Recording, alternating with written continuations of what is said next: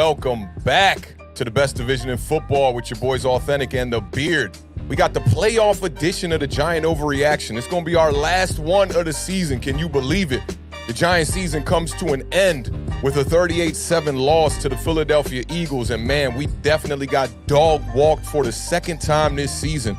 The Giants have now lost 10 straight games in Philadelphia. We got to do something about that. And I think the two men that are going to handle that kind of business, they were at the podium today in a press conference with the New York Giants. It just finished up about a good 20 minutes ago, I would say. And just wanted to go over some of the key things that some of our coaches and our GM was talking about. And I got some stuff from some beat writers that I wanted to go over as well. We'll let a couple people populate in the building, man. I definitely appreciate all of y'all pulling up, rocking with us. I see some of y'all Cowboys fans is here bright and early in the chat already. Knocked out of the playoffs. We got a seat right here for y'all on the couch, man. You know what I'm saying? Only got the Philadelphia Eagles from the NFC East left in the division representing against those San Francisco 49ers. I doubt any of y'all are going to actually be rooting for them for real, but I don't mind if the Philadelphia Eagles make their way to a Super Bowl. I'm a very different type of fan. But before we get started, I just want to send a couple of shout-outs to y'all that did get here early, had the notification bell on, and was right here rocking with me already before I could even hit go live on the broadcast and whatnot. And then we'll get off into a couple of things about this press conference, and then we'll break down some of the stuff in this matchup between the Giants and the Philadelphia Eagles, which, man, it's gonna pain my heart to go over that game one more time, but y'all know what it is. Big shout out to Jameson in the building, bright and early, the first one in the building. Had to remind y'all he was the first person here. Gregory was the second one here representing them Dallas Cowboys one time in the building. He said, I am physically sick to my stomach. Talk about going south. WTF was that last night. Yeah, man, I'm feeling for y'all. Y'all defense showed up in a major way. We knew that was something y'all needed. And the offense, man, you know, we talked about Dak Prescott. I said the magic number for the turnovers was if he were to breach one, y'all was going to be in some trouble. And that's exactly what happened to the Cowboys last night. But big shout out to Gregory one time in the building. I see the homie Marquez is in the building as well. He says, all I can say is, wow. I definitely feel you on that. Simon Coleman with the classic RTDB gang is in the building. Y'all know what it is. We're gonna talk about that a lot today. Make sure y'all stay tuned. When we get to that recap of that Eagles-Giants game, I'm going to talk a ton about RTDB. Jay Jean is in the building one time. Big shout out to Jay Jean. I see Chris Peace in the building. He was plugging us on Twitter. We definitely appreciate that, fam. Ben Dawson in the building, man. I appreciate the great words on Twitter, too, my brother. That was awesome. Kai's back in the building. He said, hello, darkness, my old friend. Yeah, you back in the building with us here, man. Us Giants fans and the Cowboys fans really came back down to earth in this past week. Very impressive wins in the wild card round of the playoffs, and then just straight up just got beat. I feel like the Cowboys really had a great chance to win this game. It was out there for y'all, but offense couldn't capitalize on that. But nonetheless, Kai, you know we appreciate you rocking with us, man. Every stream you be here in the building, we appreciate that.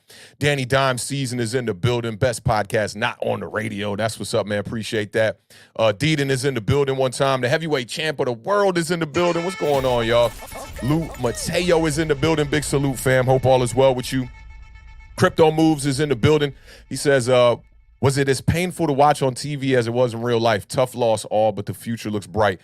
I would imagine that game was a lot tougher to watch in person, especially being that game was in Philly. That was, you know how the Philadelphia fans can do. I was at a predominantly Giants bar for this game, okay? This is like the bar in D.C. that represents the New York Giants. And literally it was like full of Philadelphia Eagles fans. Right when I walked in, the vibes was off right off the bat. I hear them singing their fight song saying fly Eagles fly and all of this stuff, and the vibes just went south from there. I mean, they score on the first drive, things just went south. But either way, watching this at home, watching this at a bar, watching this in person at the stadium, it was all awful for us, man. This was the worst performance of the season for the New York Giants. But big shout out Crypto Moves in the building. Alpha Mason's in the building. He said, damn, Dak, I feel you on that. I definitely feel you on that. He says, I'll order the pizzas one time. Shout out to Cage Havoc in the building early, man. We got a lot to get to today, man. I'm going to try to keep this show around a good 2 hours, I'm going to say. But y'all know I'm not a man of my word when it comes to how long these shows are going to be. But we'll see how things go. Shout out to Cage Havoc, though, one time in the building. Appreciate you pulling up. Max Webster's in the building, says, sounded like DJ will be back. Saquon may be up. We're going to get off into all of that, man. Vintage Sports Flips is in the building. He says, what was up with that Zeke pancake on the final play? Yeah, that was wild. I see what the Cowboys were trying to do on that final play, but I think they could have maybe kept one of their linemen in to snap the ball. Moving Zeke to center was kind of ridiculous, but trying to get the ball to a guy like Kevontae Turpin in open field, I thought that was a smart move. He had a couple of returns that he almost broke in that game. You know, seemed like he was getting shoestring tackled on every one of them. Couldn't get the ball to him. Safety makes a great play. Game's over. I think that game was over before that final play. You guys had a last-ditch effort there with a couple seconds left on the clock. You know, good effort by your defense, man. They really showed up in that game, or by the Cowboys defense. Big shout out to Lax one time in the building, man. Day one, appreciate you pulling up, man, with that $9.99 super chat. He says, would have liked a better performance from the Giants Saturday night, but I'm happy with their performance this season. Can't wait to see what they do to improve this roster for next season. Yeah, it was a major letdown for me, Lax. You know, I went into this game with pretty high hopes. I would say all the way up until the point about kickoff. I felt really good about this game. And once that first drive happened and we didn't answer, I was like, oh, we're in trouble here. And the vibes just went completely downhill. I feel good about the season to an extent. The way the Giants finished the season was not a good look. You know, you're talking, what was that, like 3 wins in the last 11 games or something like that? That's a polar opposite from what we saw in the beginning of the season, starting off 7-2. So, you know, I hope the Giants can get it together. But nonetheless, this was a unexpected season for me. I thought the Giants were going to be an average, pretty average to below average type of ball club, you know, so to get a playoff stint there is not a bad look. But for me, there's no real moral victories in this one. I'm pretty upset. Now that a couple days have gone by, I feel a little bit better about it. And football, we're just, 2 games away before we get to the Super Bowl, so I don't got to live in my misery too long while I'm watching these other teams make their run. But big shout out to Lax, man. Definitely appreciate you, man, pulling up with the super chat and supporting the channel. That's major right there.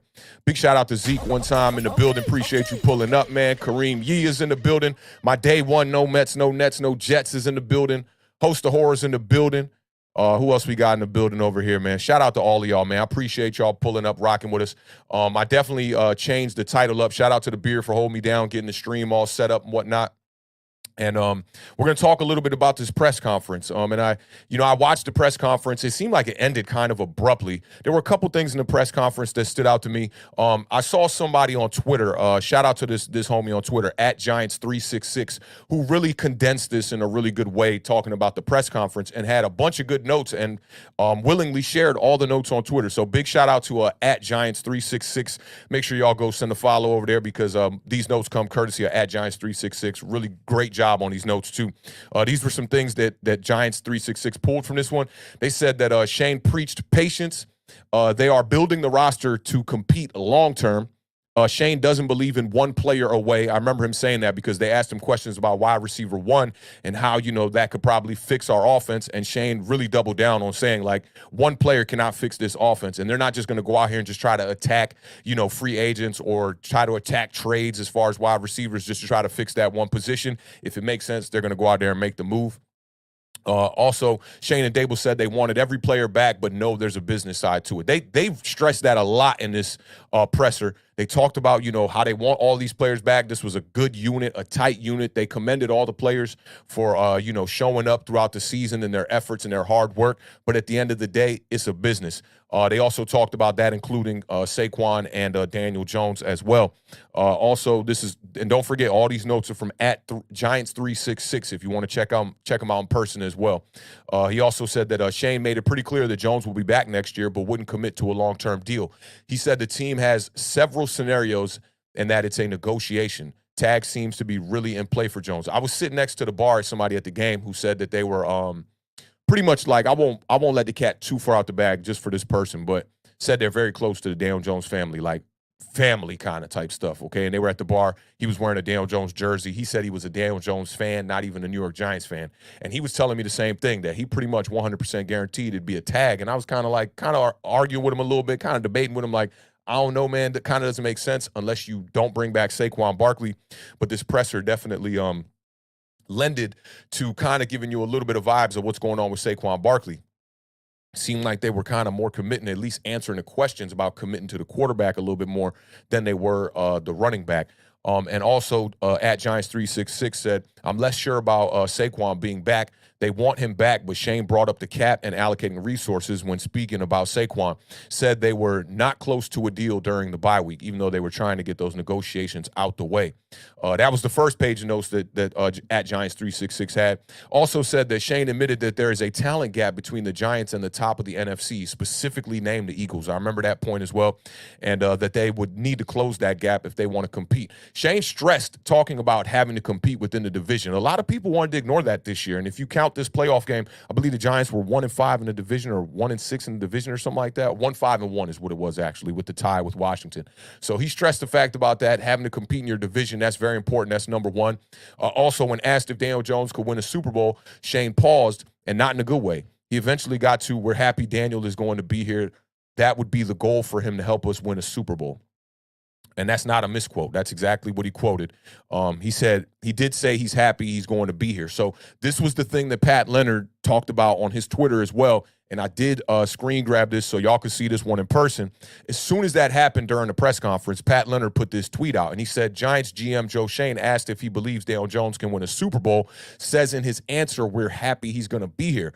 And Pat Leonard's questioning here, did he let that slip out? Told he just said Jones would be here. He goes back to his early general statement, but it's interesting nonetheless. And I definitely agree with that, because it seems like Shane kind of maybe let the cat out the bag just a little bit by saying that. And maybe they already got some things in play for Daniel Jones, and they already know he's going to be back. A lot of people now are starting to lean towards this franchise tag. I saw Patricia Traynor tweeted out yesterday saying that things with this contract negotiation with Daniel Jones could get trickier than they seem. And we all know Patricia Traynor did have an article that came out earlier in the year where it was talking about some numbers from, I believe it was like a 3-year deal, and she had to take the article down because she felt that the information was not accurate. Also, Shane stressed signing in-house free agents and building through the draft. I remember when he talked about this too. He talked about having that advantage of players that already know the system. They're already here. You already know and what you can expect from those players when they come into the locker room, in conjunction to a free agent where you really don't know. Things could be hit or miss. Shane also said they still have to have meetings to formulate plans to re-sign players and make a free agent plan. So for me, what I saw from this press conference was a lot of gray areas. You didn't gain much from this, and you didn't lose much from this. If you went into this thinking one way, I don't think that this press conference is going to really change how you felt about that. Now, this one thing here, I think that Pat Leonard talked about, with Joe Schoen slipping and saying that Daniel Jones, they're happy he's gonna be here. Those are key words. You gotta take that with a grain of salt. I guess maybe somebody could slip up, say the wrong thing, but I do think that there's a little bit of hidden code going on with that. And also, Dan Duggan also said this as well. He said, came away from Shane's presser 100% convinced Daniel Jones will be back. Expect Saquon back as well, but Shane did not speak as definitively about him. And I agree with that as well. I also saw this tweet from a Giants insider as well. He said, I asked Shane about Barkley. He quoted this. He said, I would like to have him back, but we have to work with salary cap rules. To me, that's sketchy right there. He says, need to step back and take emotions out of it and see if it works for both of us. To me, that's kind of lending towards Saquon Barkley has, I'd say, at least a 50% chance that you might not see Saquon Barkley in blue. The other thing that I thought was, very interesting about leading up to this press conference, when you looked at the press conference after the Philadelphia Eagles game, Saquon Barkley, who's been doing this pretty much all year, stressed the fact that he wanted to be a New York Giant for his entire tenure in the NFL, whereas Daniel Jones really didn't mention none of that. And when it came to talking about negotiations, he really didn't give you any bait at all. So maybe this is Saquon Barkley kind of knowing, the writings for his career here. And I think with Leonard Williams, you could look at it in a similar fashion. Leonard Williams even said he's willing to take a pay cut. So, I mean, these are all things that I think we need to factor in. I wouldn't jump the gun and think one way or the other on any of these, but you never know. I think that, this press conference really wasn't much. This was a lot of PC answers, just trying to keep things cool. All the questions that asked about free agents coming back, it seemed like Joe Schoen kind of tried to, deflect them just a little bit. So for me, I think it gave me a little bit of reassurance that Daniel Jones is going to be back. I'd say at the end of the week or at the end of the year, I felt like it was about a good 85% chance that Daniel Jones was going to be back at least for the following year to be the quarterback. Whether it's going to be a short-term contract or whether it's going to be a franchise tag is yet to be seen. But the press conference was pretty fast. I'd say about a good 45 minutes. And like I said, man, it ended really abruptly. The screen kind of went gray and said they were having some streaming issues. I was kind of getting ready as I was listening to the press conference and didn't realize, like, okay, they went off air. But I did chop it up with some folks on Twitter, and they did say that right before it cut off that one of the beat writers had said this was going to be the last question. So nonetheless, not a lot to gain from that, but the season is over for the New York Giants. We gotta be patient here because we got a lot of time before we're gonna figure out what's going on. I think some of these things you can kind of expect, like Kenny Galladay's contract is something that you can kind of expect. But a lot of these other players, man, even with Leonard Williams saying he's taking a pay cut, Julian Love was another guy they didn't commit to in this one. I think there's a lot of work that needs to get done for this New York Giants roster to get back to really contending for a Super Bowl. And you saw that in this game versus the Philadelphia Eagles, that the Giants aren't quite there. They just aren't quite there. They were a good team this year. They played well with the roster that they had, and you could see even at times in the press conference, Brian Daboll leaning towards like, our roster, and I'm paraphrasing here a little bit, but he was pretty much saying like our roster is not the greatest roster. And Kim Jones even asked him about the roster in comparison to how the Eagles have developed that team. And he was reluctant to say, like, the Eagles have a better roster, but that's pretty much what he was saying. Like, they've built a great team over there, and on Saturday, they were just a better team, and that's just what it is. Shout out to Lax one time for that $4.99 super chat. He says, one thing I saw was Saquon said he wasn't looking to reset the market. He did say that as well. And he wanted to be compensated, but would also be realistic. Hometown discount? Possibly. I think that Saquon wants to remain a Giant. I saw a lot of people talking about this on Twitter that, it seems that he's dependent on having that offensive line up front to be able to get to the second level. And I think there's some truth to that. But Saquon is an extremely dynamic running back. I think as much as you could say that about the O-line, you could say that Saquon Barkley makes the offensive line that much better. I'm going to talk about that when we go over this game a little bit because, I definitely had some observations about this and about how Saquon Barkley was utilized in this game. If you follow me on Twitter, you saw a little bit of my thoughts on that. I tried to not get too deep into the thoughts, and we talked about it also on Sunday morning when we did the parlay. But it's good to be here with y'all today to be able to chop it up, in a lengthy segment here and really get it all out on the table. I'm going to do my best to keep my eyes on the chat and see y'all thoughts on this as well.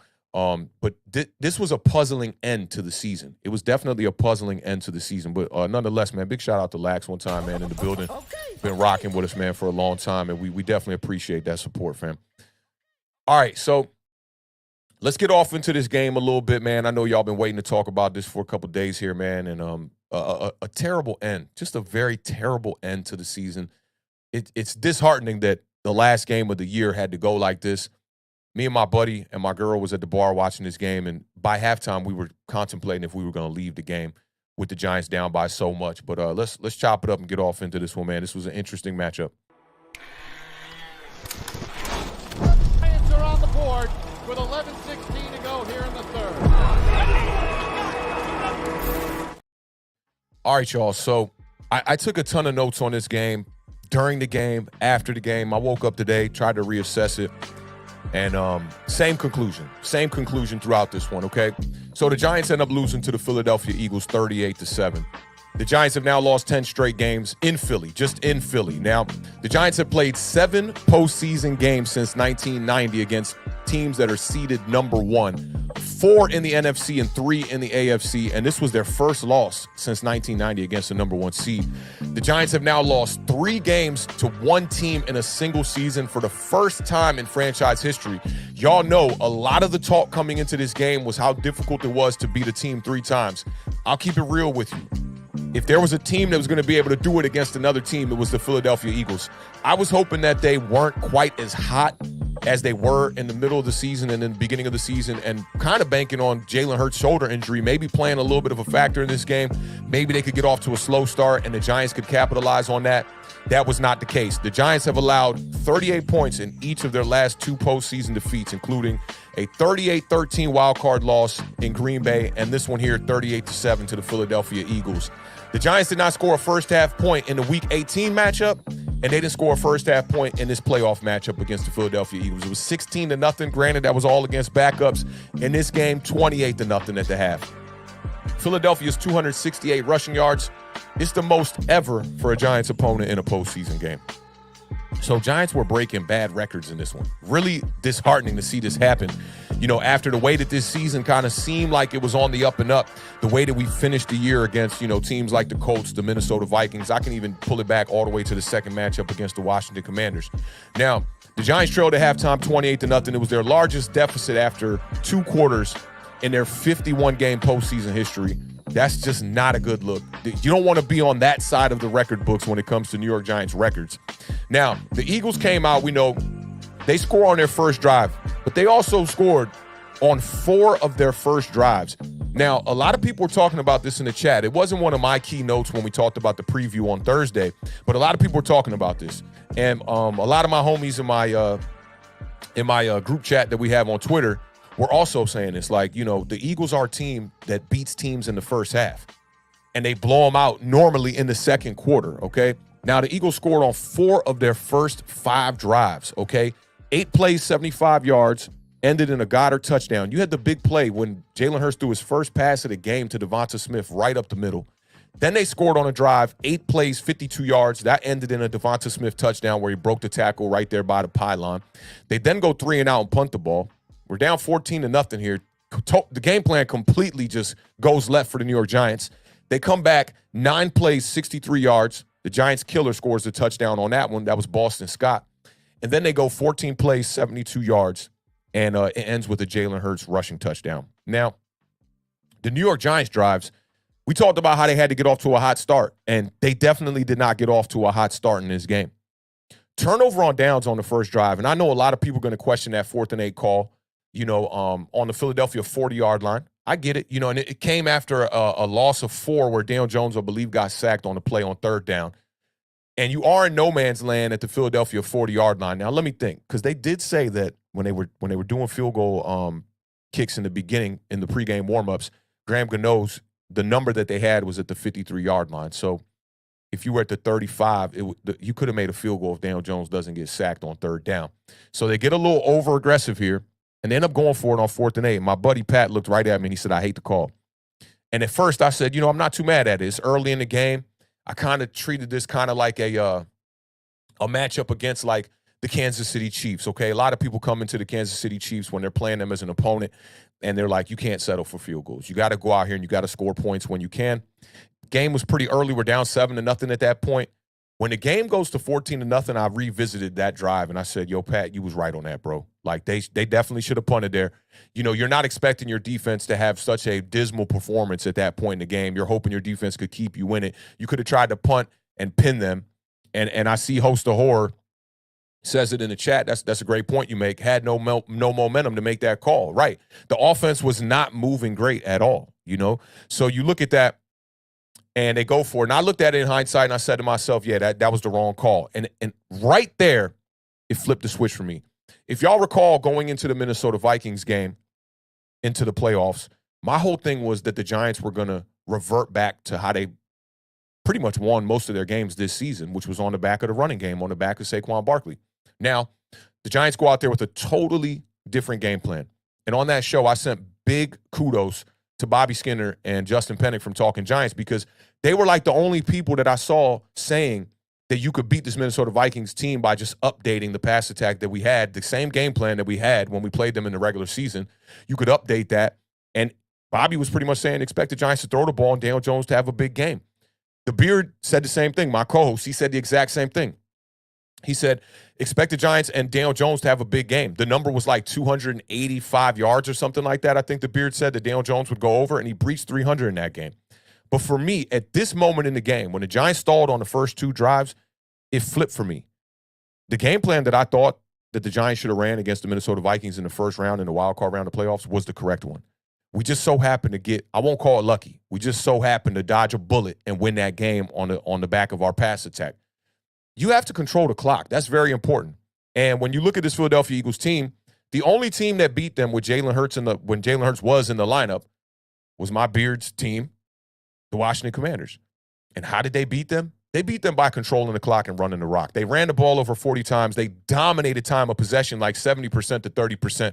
All you saw was Jalen Hurts on the sidelines. The plays, it was like 70-plus plays to 40 plays in that game. The Commanders controlled it, And they only were rushing for like 3.9 yards per carry on the back of Brian Robinson. That's the only way the Philadelphia Eagles have won.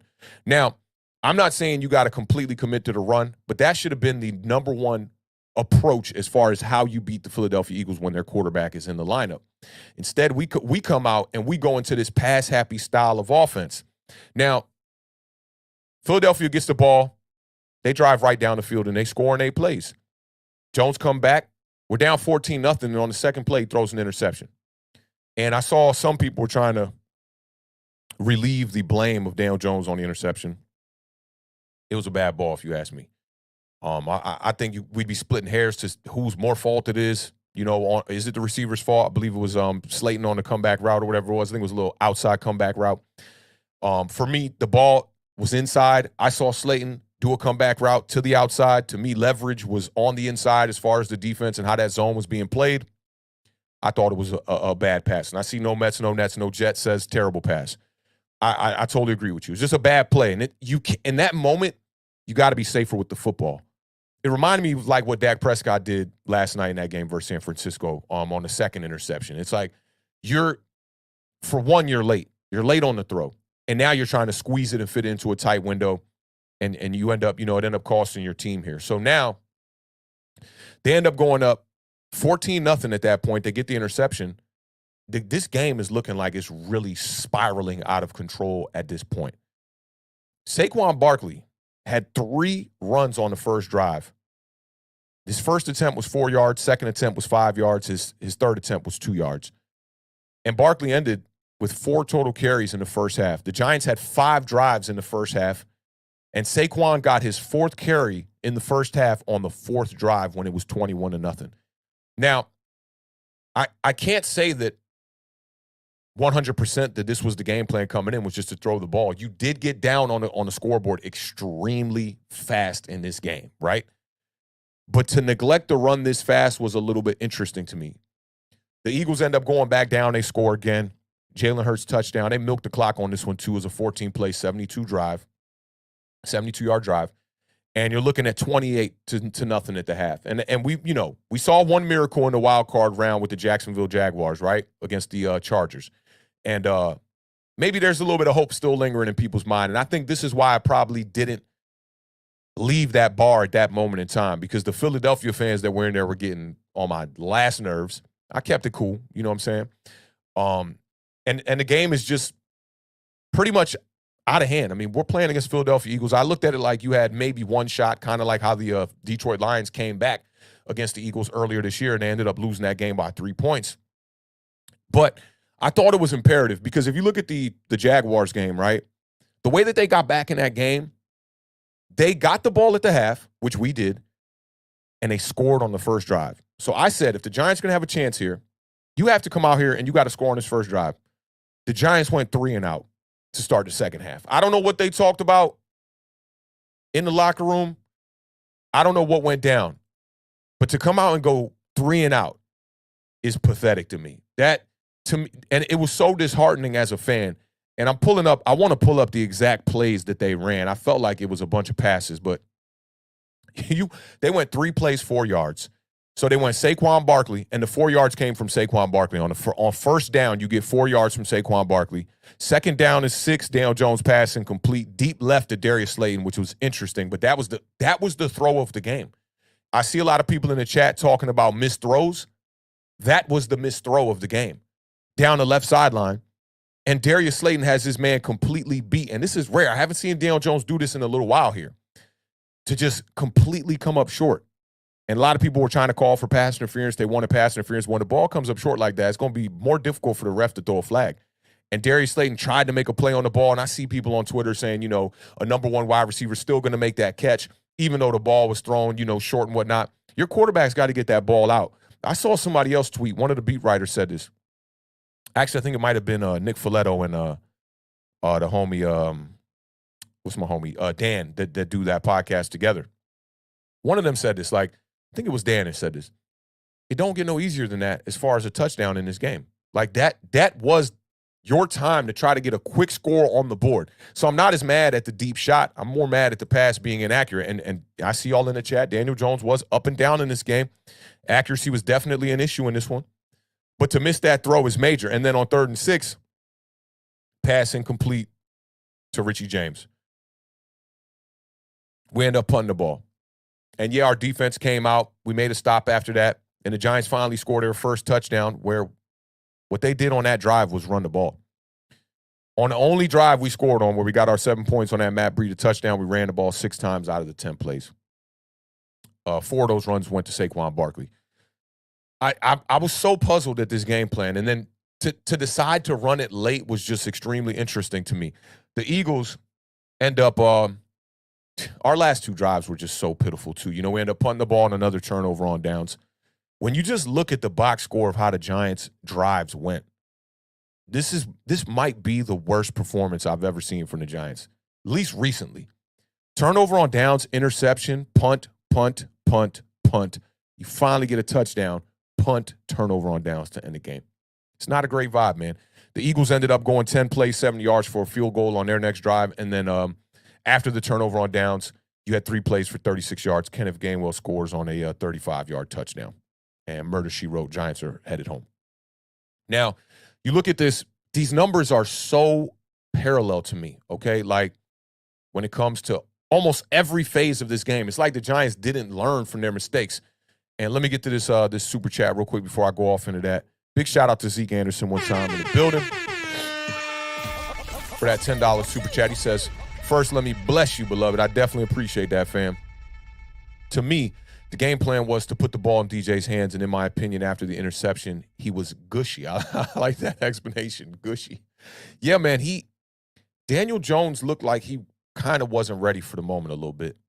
You had a couple of plays there where he was like kind of tripping over his feet. He was hesitant in the pocket. This looked like a little bit of old Daniel Jones, and I don't know if you could blame this on like separation from the wide receivers or not. I haven't looked at 22-man footage. I only saw the broadcast cams, right? There was a lot of hesitation, and you didn't see that decisive Daniel Jones where if it's not there, hit that back foot and start running, or get the ball and throw it out, roll out the pocket, throw it out of bounds. You didn't see that from him this game, you know? No Mets, no Nets, no Jets says, name a worse playoff game by the Giants in the last 20 years. I can't. The boat trip game was bad, right? Eli's debut was bad. Remember, I think Eli threw like 2 or 3 interceptions in that debut playoff game. It didn't feel like this. It just did not feel like this. And Nova Nebula, I'm right there with you. Missing on that bomb was so major, so major. And granted, we already down on the scoreboard crazy. I mean, we're down that scoreboard by 4 touchdowns, right? But it was lackluster all damn day. It was just lackluster all damn day. Big shout out to Zeke, though, man. I definitely appreciate that. I see James Williams in the chat. Bluegrass Picker, man. I see all of y'all, man. Big shout out to all of y'all for pulling up, man, at season's end. And big shout out to all of y'all who have been supporting this channel all year long, man. Win, loss, and we can say or draw this year, right? Shout out to Rafael Colon in the building, too. What's going on, fam? But to get back to this, man, you know, in the first matchup, right? And I want to compare him to what we saw in this last matchup. This was Daniel Jones' stats on the day. 135 yards passing. Pathetic. 15 to 27. You're just over 50%. 0 touchdowns to 1 interception. I'll say that he did a decent job of taking care of the ball outside of the interception. QBR, bro. This is a guy who's top 10 in QBR all year long. Very efficient offense with the New York Giants. Short pass attack. They literally create this offense around the quarterback so that they can make things easier for him. 11.4 QBR. He only had 24 yards rushing. And, man, the 24 yards rushing, Philadelphia's edge rushers are really good at stopping the run and getting to the quarterback. This was one of the best defenses in the league. When I saw the speed of the Philadelphia Eagles defense on Saturday and the speed of the Dallas Cowboys defense and the San Francisco 49ers defense on Sunday, I said to myself, we're not there yet. We're not there yet. Those 2 defenses make our defense look slow. Very fast defenses. But look at those numbers, right? 135 yards, 15 to 27. QBR is extremely low. In the first matchup, Daniel Jones was 18 of 27. It's virtually the same exact game plan, and we got our asses handed to us in that first matchup. The scoreboard ended up being 48 to 22, I believe, but garbage time touchdown. That was a complete domination by the Philadelphia Eagles. I've never seen my team get dominated by the same team twice in a season like that. He had 169 yards in the first matchup, 1 touchdown, which he got in garbage time late. That touchdown happened with a minute left in the game. 0 interceptions. He had the 1 rushing touchdown earlier in the game. Now, we were 4 for 13 on third down on a Saturday night. In the first game, we were 5 of 13. Let me flip that, actually. We were 4 of 13 in the first matchup. We were 5 of 13 on Saturday night. The Giants started the game with 4 punts the last time we played the Philadelphia Eagles at full strength, right? We started that game with 4 punts where they beat us 48-22. This game on Saturday night, we started with 2 turnovers and 4 punts on the first 6 drives. Jalen Hurts in the first game that he played against us in the blowout, 294 scrimmage yards, 3 touchdowns. Against us on Saturday night, he had 188 yards from scrimmage, 3 touchdowns. So this ain't just on Daniel Jones. This defense came out here and played damn near exactly the same. They played an awful game, never gave the offense a real shot at this game. And I talked about that when we talked about keys to victory on Thursday. I said the defense going to play better than the offense in this game. I know everybody riding high on this offense. We're passing the ball and everybody's getting hype and it looks great. Finally, things look like they're clicking the way they should have been all year. But I felt the defense was going to have to be the number one factor in this game, or one of them. Now, when you look at Saquon Barkley's numbers, right? 9 rushes, 61 yards. He was averaging 6.8 yards per carry, 21 receiving yards on 2 receptions. He was targeted 3 times in the game, okay? In the first matchup, Saquon Barkley had 9 rushes for 28 yards. Tyrod Taylor was our leading rusher, by the way, in that first blowout game because we ended up putting Daniel Jones on the bench at the end of the game when it was completely out of reach. And Tyrod Taylor ends up getting 2 rushes for 40 yards. They didn't adjust. It's almost like, and that was the part that scared me against the Minnesota Vikings, right? It worked, but I looked at the game plan and I said to myself, this looks like the same exact game plan from the last time we played Minnesota. And I just didn't understand it. And like I said, at that moment, when we got down in that game, that switch flipped for me. I was like, damn, we lost somewhere along the line. We lost our identity as a football team. Our identity is not drop back and pass the ball. Our identity was built on Saquon Barkley. And if you're wondering why the Giants only won 3 of their last 11 games, that's a big reason why. The second half of the season, you had Saquon Barkley dealing with the shoulder injury right around the bye week. And then after that, they got away from it. They got away from what their bread and butter was, which is Saquon Barkley. And I said it all year. If you've been paying attention to the Giant Overreaction shows, there was a title on one of the shows about when we got our first or second loss. And I said, stop Saquon, stop the New York Giants. And I thought that reigned true. Now, when you play teams, I know a lot of people don't want to hear this, right? But when you play teams with an inferior defense and you pass the ball with success, that should not make you go out there and change who you are as an identity. You could use the Cleveland Browns for an example, right? Let's just say, they were in our position here, and you get to the playoffs.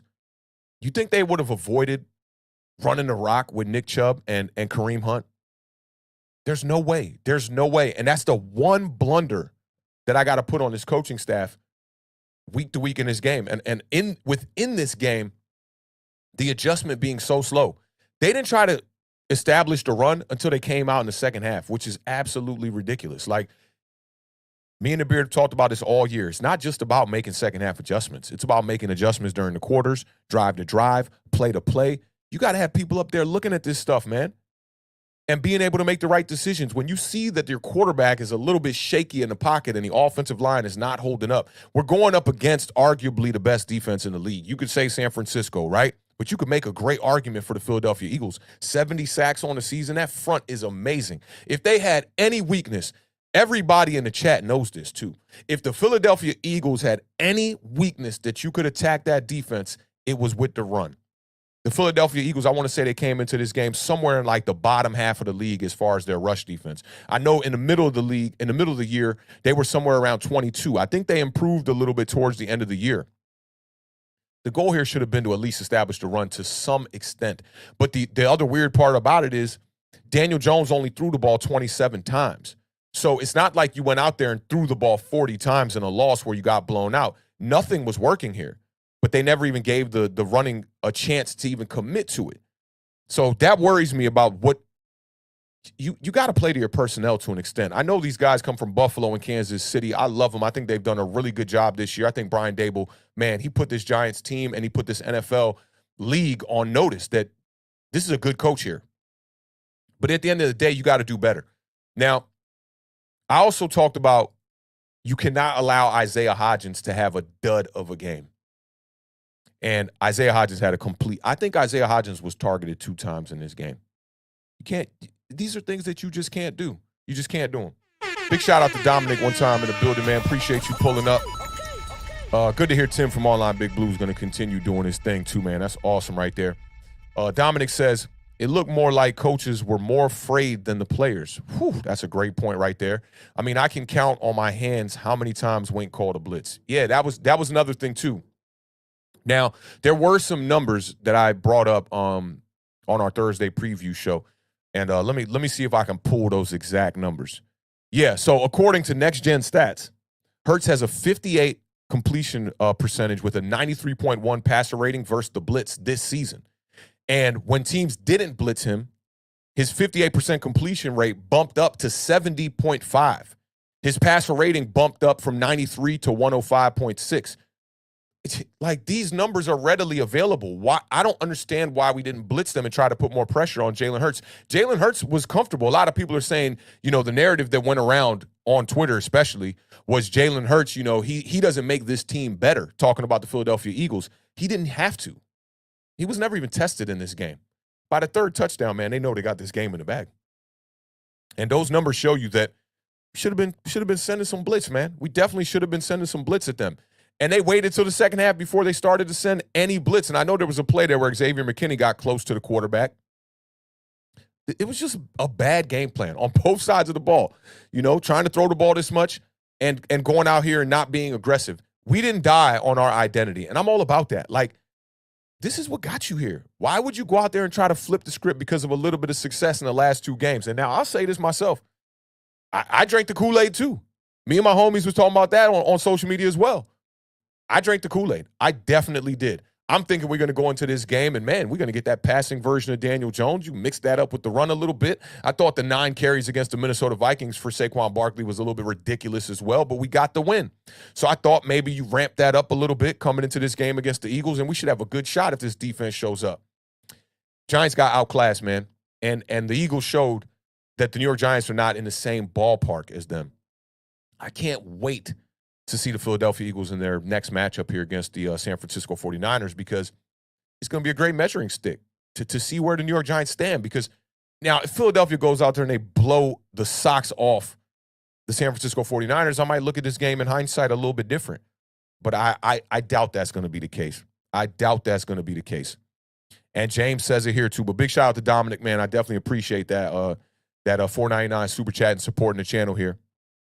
James says, Eagles' weakness is their run defense. Herm Edwards' voice. Hello. My lady always tells me I kind of look like Herm Edwards a little bit. She's like, when I get older, I'm going to look like Herm and I'm going to look like Tony Dungy.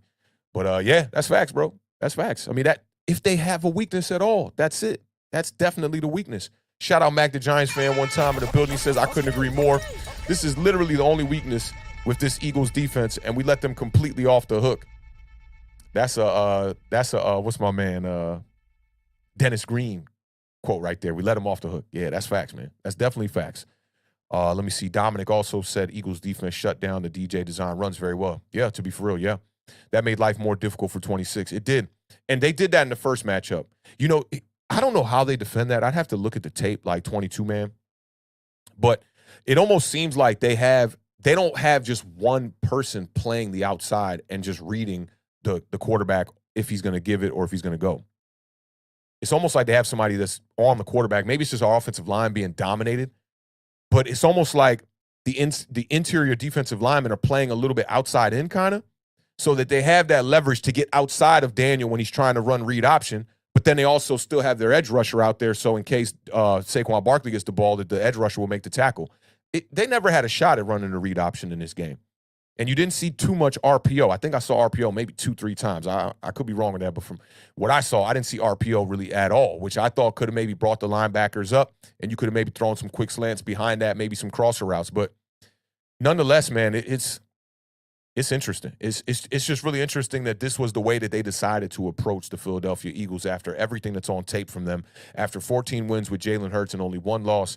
And that one loss, we saw how the Washington Commanders beat them on Monday night. It was a 2-score win, but it was really a 1-score win. They got that fumble recovery touchdown on the last play.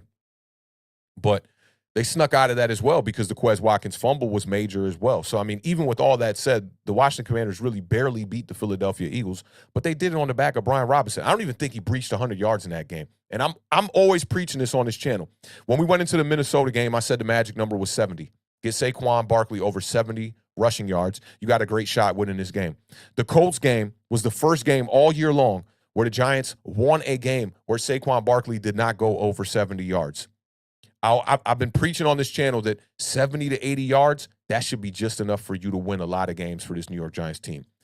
Unfortunately, did not commit to it. Defensively, completely fell apart. And yeah, I'm right there with you. No Mets, no Nets, no Jets. Like, it was disappointing to see this team not die on the shield, not die on the hill that they built. It was very interesting. And big shout out to Cortez Smith one time in the building. He says, our D-line and linebackers sucks at watching the backfield. Yeah, I mean, you're going up against the best offensive line in the league, so it really made them look even worse. Philadelphia know what they're doing over there. They really know what they're doing. I'm going to talk about a couple of those matchups too, but yeah, I mean, they exposed every weakness that the New York Giants have. They literally exposed every weakness that we have. And as a fan, that was disheartening because the momentum went literally, I was on 3,000 after the Minnesota Viking game, and now I'm literally sitting in the negative after this Philadelphia Eagles game, a little bit puzzled going into next year. You know, all the things that I thought were answered for me, you know, I'm kind of second guessing them now a little bit as a Giants fan for sure. But shout out to Cortez, man. Definitely appreciate you supporting the channel, man. That's major today, especially after a very disheartening New York Giants loss. Let me see what else we got. I got the homie Zeke in the building here too, man. What's going on, Zeke? Zeke says Flott and Landon Collins didn't play one snap. See, I didn't even look at the snap counts. That's ridiculous. Why would they? I don't understand that. I don't understand that. Zeke said, put Collins in the box and let him do what he does. 54 got to go. A lot of people are down on Jalen Smith, man, after this game. It was a tough game, and the weird part is he was the leading tackler for the Giants, man. But nobody on that defense had a good game, and it definitely started with Jalen Smith. He had a horrible game. Both linebackers, man, and our front got dominated. In the trenches, middle game, I was really focusing on them trenches, man, and just looking at, you know, as soon as the ball got snapped, where the leverage went. Man, we're getting pushed back 2 yards, 3 yards down the field before we could even blink. I know y'all saw that play where Travis Kelce just straight up threw Ellis completely out the way. Threw him looked like Zeke Elliott on that last play for the Dallas Cowboys. It was a bad game all in all, man. But big shout out to Zeke, man. Appreciate you supporting the channel, man, twice. That's major right there, brother. I definitely appreciate that. And appreciate all y'all presence in the building today, man. My man James says, hope Kayvon hits the waist this summer. I said that earlier in the year, and then midway, I was kind of like, he's kind of showing that he doesn't really, you know, he's got the bull rush and he's got some different moves. But you're right. I think he needs to get a little bit stronger. He does need to get a little bit stronger. Not the greatest outing. I don't want to have like recency bias, you know, for his play because he had a really good year. Came back off that injury and he played well after the injury. Let me see what else we got here, man. Before I kind of move on into some other numbers and some nuggets here. Sonny D said, is DJ going to be our QB? It's looking like it after that press conference. It did seem like Joe Shane was leaning towards that.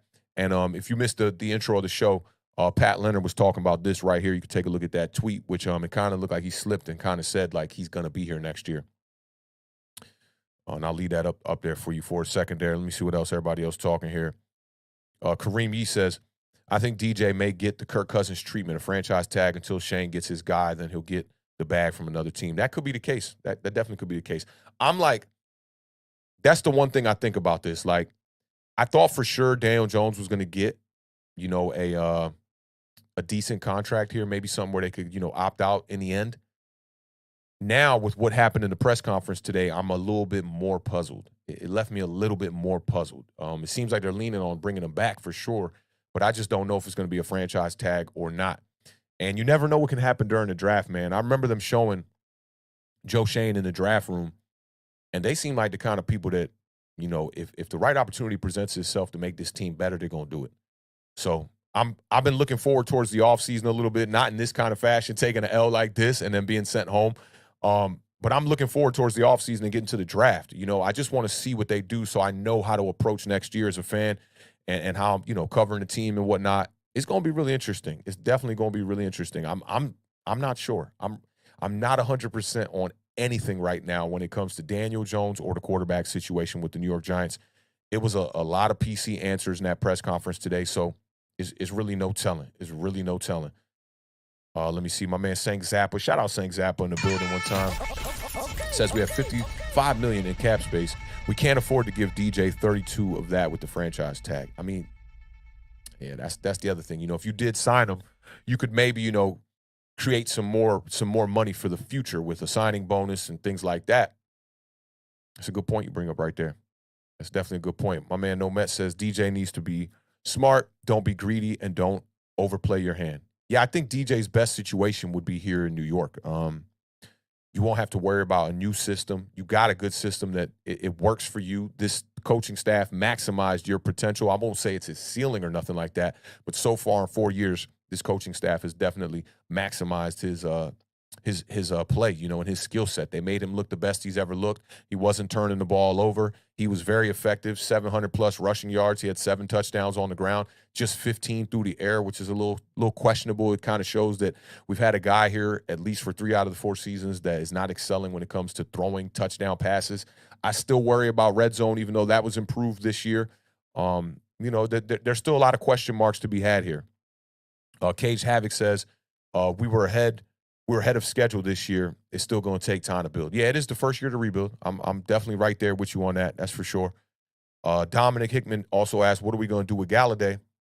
I'd say Galladay gets cut before March. That'd be my guess. It'd be cool if we could keep him on the roster and he just completely just ditch that whole contract. Galladay's the kind of player that if we cut him, I don't know if he's going to be – I don't even know if somebody would scoop him up, to be honest. I don't know. To be honest, I mean, he's just had a tough tenure here with the New York Giants. That's for damn sure. Yeah, it's been wild. Brandon Plays also, shout out Brandon Plays one time in the building, says, what choice do we have? Who's going to come in and be better for cheaper?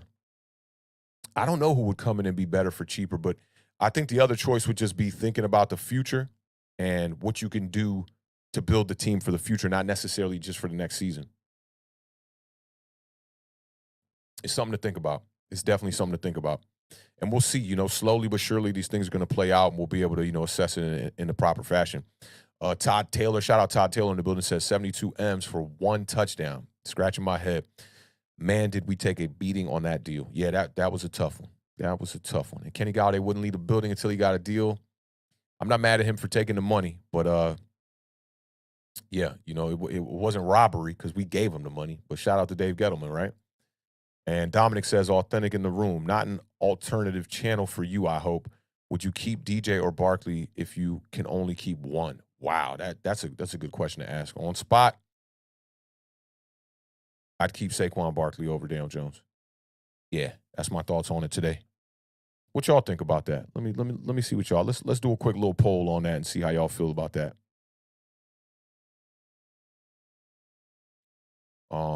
And we'll let those votes tally and see how y'all feeling about this one right here. I think that's a great question, man. I'm glad I got that one and got to highlight that one. That's a really good question right there.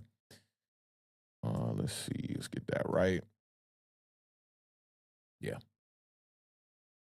Yeah, we'll just add this too. Yeah, we'll let that run for a little bit, see how y'all feeling about that. And we do got 5 overreactions we're going to go over today, man. Most of them coming from Twitter. I'm going to revisit one from last week. I think it'll be hilarious to visit this one from last week. And for those of y'all that don't know how we do over here, we play statements on the screen that come from social media or national media or television. And if you agree with the statement on the screen, you can put a U in the chat to represent the under. If you think the statement on the screen is an overreaction, you can put an O in the chat to represent that it is an overreaction. If you need more time, you can put a P in the chat to represent the push. This is a great question right here, and I'm glad you asked to propose it to the room. Saquon Barkley out to a bit of an early lead. It's close, 57% right now with Saquon. Not too many votes in yet, but we'll see how that goes. Yeah, man. So, just a little bit more on this game. Another thing that I talked about on our Thursday preview show was, can we stop the run? I thought that was going to be important for us. You had Jarrad Davis out there, for the last couple of games and whatnot, and Jalen Smith. And we know Jarrad Davis had some potential. He was a first-round pick. We got him off the Detroit practice squad and whatnot. And Jalen Smith has held it down as best as he can, but we know the limitations of him at the linebacker position. But the reason why I asked that was because Miles Sanders, he had his best game of the year versus the New York Giants in that first matchup where he had 144 rushing yards, 5 runs of over 10 yards in that game. It was just on 17 carries. And then he ended the season pretty awful. He had less than 70 yards and no rushing touchdowns in his last 4 games. And in my notes during that game, I said, Boston Scott is Boston Scott. And y'all know how he does versus the New York Giants. He had 9 rushes, 54 yards or 9 rushes for 54 yards with a 6.0 yards per carry average. And he had 1 touchdown in the Week 18 matchup. And that was against the backup. So we kind of looked at that like, Scott has 7 touchdowns against the Giants, now 8 touchdowns against the Giants. I think he only has 17 career touchdowns. But Kenneth Gainwell went crazy on the Giants. 12 carries for 112 yards. He was averaging 9.3 yards per carry. Like that, you damn near averaging a first down per run. That is absolutely ridiculous. Miles Sanders got the bulk of the carries. He had 17 rushing attempts for 90 yards. He was averaging 5.3 yards per carry. And Jalen Hurts only had to carry the ball 9 times. He only had 34 yards, averaging 3.8, but he did have the 1 rushing touchdown. And Kenneth Gainwell had the 1 rushing touchdown, and Boston Scott had the 1 rushing touchdown. And in the receiving game for the Philadelphia Eagles, they were quiet for the most part. It's kind of interesting because it felt like they were gashing us. But Devonta Smith, 6 receptions for 61 yards, 1 touchdown, and he had the long catch for 40 yards. So, held him to 21 yards on 5 other receptions. He had 10 targets on the day. And A.J. Brown only had 6 targets. He only had 3 receptions for 22 yards. So they definitely found a way to stop A.J. Brown in this game. I don't know if that was necessarily stopping A.J. Brown or just that the Eagles were having so much success on the ground that they didn't have to target him. And then Dallas Goedert had 5 receptions for 58 yards and 1 touchdown. And he caught every one of his targets. He had 5 targets. But talking on the keys to victory in the game, and I talked to the Beard. We chopped it up on the stream before we got on a Sunday, and he said the Giants didn't hit not one mark on that roadmap that he presented, not one of them. And for my keys to victory from the Thursday preview, I said the Giants had to take care of the ball, no more than 1 turnover offensively. Well, you had the 1 turnover that was through the air, but you also had 2 turnovers on downs. So technically those don't go in the book as a turnover, but those are turnovers. That's 2 more, so you're looking at 3 total for real. Limit the big plays because the Eagles had 3 touchdowns of 30-plus yards in that matchup. And, I mean, the Eagles had the long reception to Devonta Smith for 40 yards. They had another one for 23 yards to Dallas Goedert. They had the long run from Kenneth Gainwell for 35 yards. Miles Sanders had an 18-yard run, and Boston Scott had a 10-yard run. So we definitely didn't do a good job of limiting the big plays. I talked about stopping the early rushing attack and forcing 3rd and long, and that definitely didn't happen. I mean, 268 yards on the ground and 3 touchdowns from the Philadelphia Eagles on the ground. That definitely wasn't it. Spoke on the Isaiah Hodgins thing. And, it's interesting. I knew that if Richie James was going to be the leading receiver in this game, which he was, he had 7 receptions for 51 yards and 7.3 yards per reception, that's just extremely low. On 10 targets, he did have the 32-yard catch.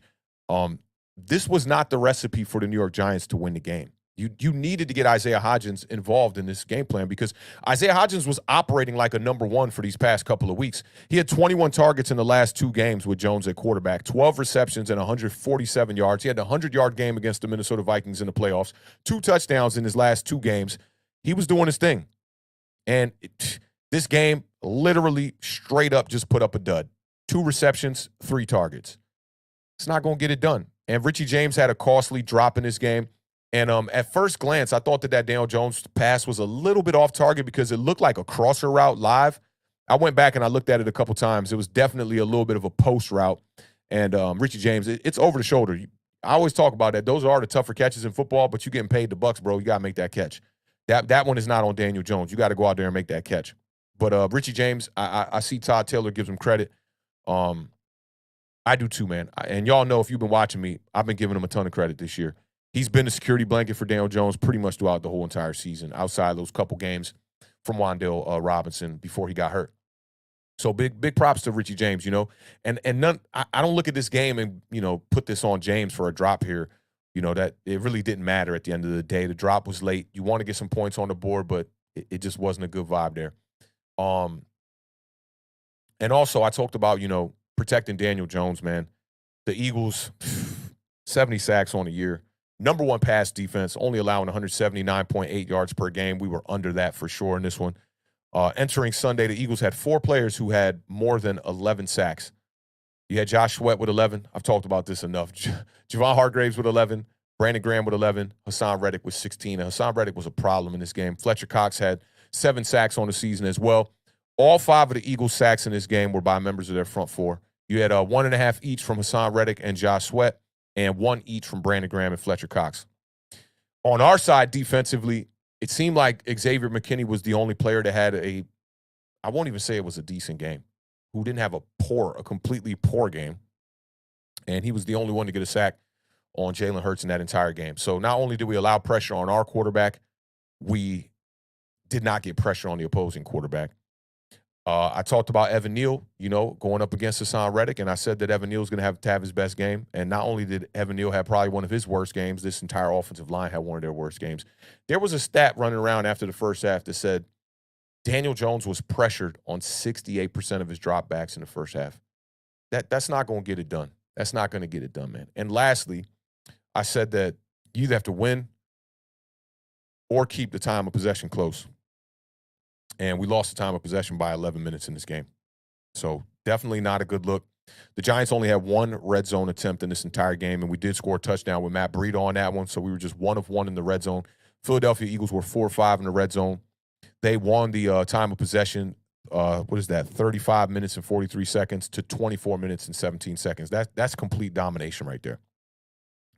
That's how we need to dominate time of possession. I do remember the Beard's roadmap. He said you got to win time of possession by at least 8 minutes. So we lost by 11 minutes. That's definitely not a good vibe. And I just think that this team was just, not only were we outmatched in this game, but the hype from the Vikings game gave fans like myself that hope, thinking that we could go out here and we could put up some points. You know, to score 30 plus, we didn't do that a lot. I think we've only scored 30 plus 3 times since the 2019 season. And, you know, we thought we had a chance in this game after what we saw, you know, from the passing attack and the output from it in that game versus the Vikings, in both games versus the Vikings, in the game versus the Colts. It's weird how the schedule aligned like that, like to lend us to this favorable pass attack late in the year to then lose our identity. All in all, the Eagles have shown that they're a better team. And when you look at how the Eagles and the Dallas Cowboys performed against the Minnesota Vikings, if I would have really focused in on that, I would have thought a little bit lesser of the Minnesota Vikings offense. I know they got weapons. And I think this says a lot about Kirk Cousins as well, because you got Thielen, you got Osborne, you got TJ Hawkinson, you got Irv Smith, and you got Justin Jefferson over there. Those are great weapons. And I'd say an average, maybe to below average offensive line, but at least enough to get it done. The Eagles and the Cowboys outscored the Vikings 64-10. And we made it a close game. We beat them 31-24 that last time, and they beat us the first round by a field goal, 27-24. The Vikings, the Giants, they're not in the same class as a team like the Eagles, the 49ers, or even the Cowboys. Not that we weren't a good team this year, but I think we got a little bit inflated. We got a little bit too hyped up, a little bit too gassed up, put the battery in our back thinking that we could really compete with the best teams, myself included. I'm really speaking for myself, because if you look at the Giant overreaction from last week, I was willingly and ready and prepared for this game against the Eagles, thinking that the Giants were going to go out here and really, really put up some numbers. And that was the opposite case in this game. It was extremely unfortunate, and it took me right back down to earth, because I left the Vikings matchup, and this is the first overreaction I want to bring up. I'm going to bring up 2 from last week, actually. We brought this one up last week after the Vikings game, right? And I was extremely hyped for Daniel Jones after that game and happy for him, you know, that it's kind of like you get the monkey off your back in a way. It reminded me of Steve Young. When I remember when Steve Young was struggling to get his first Super Bowl and trying to live up to the hype of Joe Montana, he talked about it in that 30 for 30 about how it, took that pressure up off of him. And I felt like that Vikings game might have done that because it was his first playoff win. Maybe we overvalued playoff win. And I see no Mets, no Nets, no Jets in here saying this, and this is great. This is very accurate. And he said this during the stream too. He said again, cemented is a strong word. And I when I say I drank the Kool-Aid, I definitely drank the Kool-Aid. And I'll tell you my thoughts on it. I didn't think that Daniel Jones was playing like the highest level of football, if you've been following me throughout the year. But I thought he was playing good enough football for this team to at least commit to him to be that franchise guy moving forward in the future. And I don't want to let the recency bias kind of ruin my perspective on this, right? But I've been very even-keeled throughout the year, and I allowed this moment in the Vikings game to kind of let me get a little bit out of character. And I used this tweet on purpose because it said cemented. I wanted to double down. I don't think he has cemented his position as the team's franchise quarterback. I think he'll be the franchise quarterback at least moving into next year. To cement it is a very, very different thing. That means you got it on lock. That means, and we're looking at something like, when you look at the Baltimore Ravens, Lamar Jackson hasn't even cemented his position over there as the franchise quarterback. So who am I to come up here and say that Daniel Jones has cemented his position as the Giants franchise quarterback? And Jonathan Studio says, who is Connor Hughes? He's a beat writer. He covers the New York Giants and I believe the Jets as well on Twitter. That's his Twitter handle if you want to, jump into the discussion and rap with him. But this was the Monday after the Vikings game. So keep that in consideration. Yeah, now I feel a lot different. I feel a lot different about this statement today because when you see, for one, a quarterback, and people think that win-loss is not on the quarterback. I do think a large portion of win-loss is on the quarterback. So when I see, when I go to Pro Football Reference and I see they have wins and losses for every quarterback across the league that has ever played this game, I think it's fairly accurate to say that wins-losses is a quarterback stat to an extent. If some people could argue it the other way, that's cool. I'm not going to disagree with you on that. But my opinion is that, and you take a win like this, a playoff win that the New York Giants have been itching, clawing, and scratching for so long now. We're talking since 2011, the Giants had not had a playoff win. I think we just riding the wave. We riding the highs. We were riding the highs, and me specifically, definitely riding the highs. Now, if the Giants were to not commit to Daniel Jones next year, not only would it not surprise me, I don't think it would bother me that much, to be honest. Because when you watch the quarterback play around the league, good is not good enough. I hate to say that, but good is just not good enough. You need a guy that's trending towards great. Yeah, and I'm here to bear truth for y'all. So I have to highlight one of these comments I see in the chat here. Todd Taylor says, Lamar Jackson gift wrapped and rammed a W down our throats this year. Dude is mildly overrated. I like that you put mildly. It's something that could be argued for both these quarterbacks because both of them are dealing with lack of weapons. Lamar Jackson's the kind of guy, I just think, imagine if you just placed him in that Buffalo offense or that Bengals offense. I don't think he's got that kind of talent that can supersede when you don't have the weapons around you. Really the only quarterback I think that can do that is Patrick Mahomes, to be honest, where he doesn't have to have, fantastic weapons. He had Juju Smith-Schuster as the leading wide receiver this year who was around 900 yards. Outside of that, those wide receiver weapons over there are not that great. You got Travis Kelce, though, tight end, and he is the best. The chemistry that he has built with Kelce is amazing, too. They're locked. They're in sync. And it wins them a lot of games. But I think that both these quarterbacks, Lamar Jackson and Daniel Jones, they both suffer from not having the talent around them. Now, this is what I will say about Lamar Jackson this year, though. He got his team enough wins to get them to the playoffs by the time they got to week 12, I believe that was, when he got knocked out. and they already had 8 wins. That defense this year was awful. That Ravens defense was no good this year. The Giants defense against the run wasn't that good this year, but we managed to win these close games somehow. Bend don't break was how I feel like the New York Giants handle business this year, and they did it in a good fashion. Shout out to OG Knockout one time in the building too. I see you, fam. But when you see when I just look at the talent that a guy like Lamar Jackson has, I think he's in that top tier. I do think he's in that top tier. He definitely gave us that game. And he also, the comeback, the Miami Dolphins comeback early in the year was a tough one too. I won't put that one quite on Lamar Jackson. That was the game where Tua threw for 4 touchdowns in the fourth quarter. They were up by like 20-something in that game too. Just epic collapses by them this year. But still had him in the playoffs, and without him in the lineup, they were still neck and neck with the Cincinnati Bengals in that night game, which is really interesting. So that kind of shows you like where does his value lie. I like that you said mildly overrated. I think that's a good assessment because you can still be really good or great and still be overrated. I think Patrick Mahomes is underrated. It's like people want to knock Patrick Mahomes off so bad, and they want these other quarterbacks to catch up so bad that they overlook how great he actually is.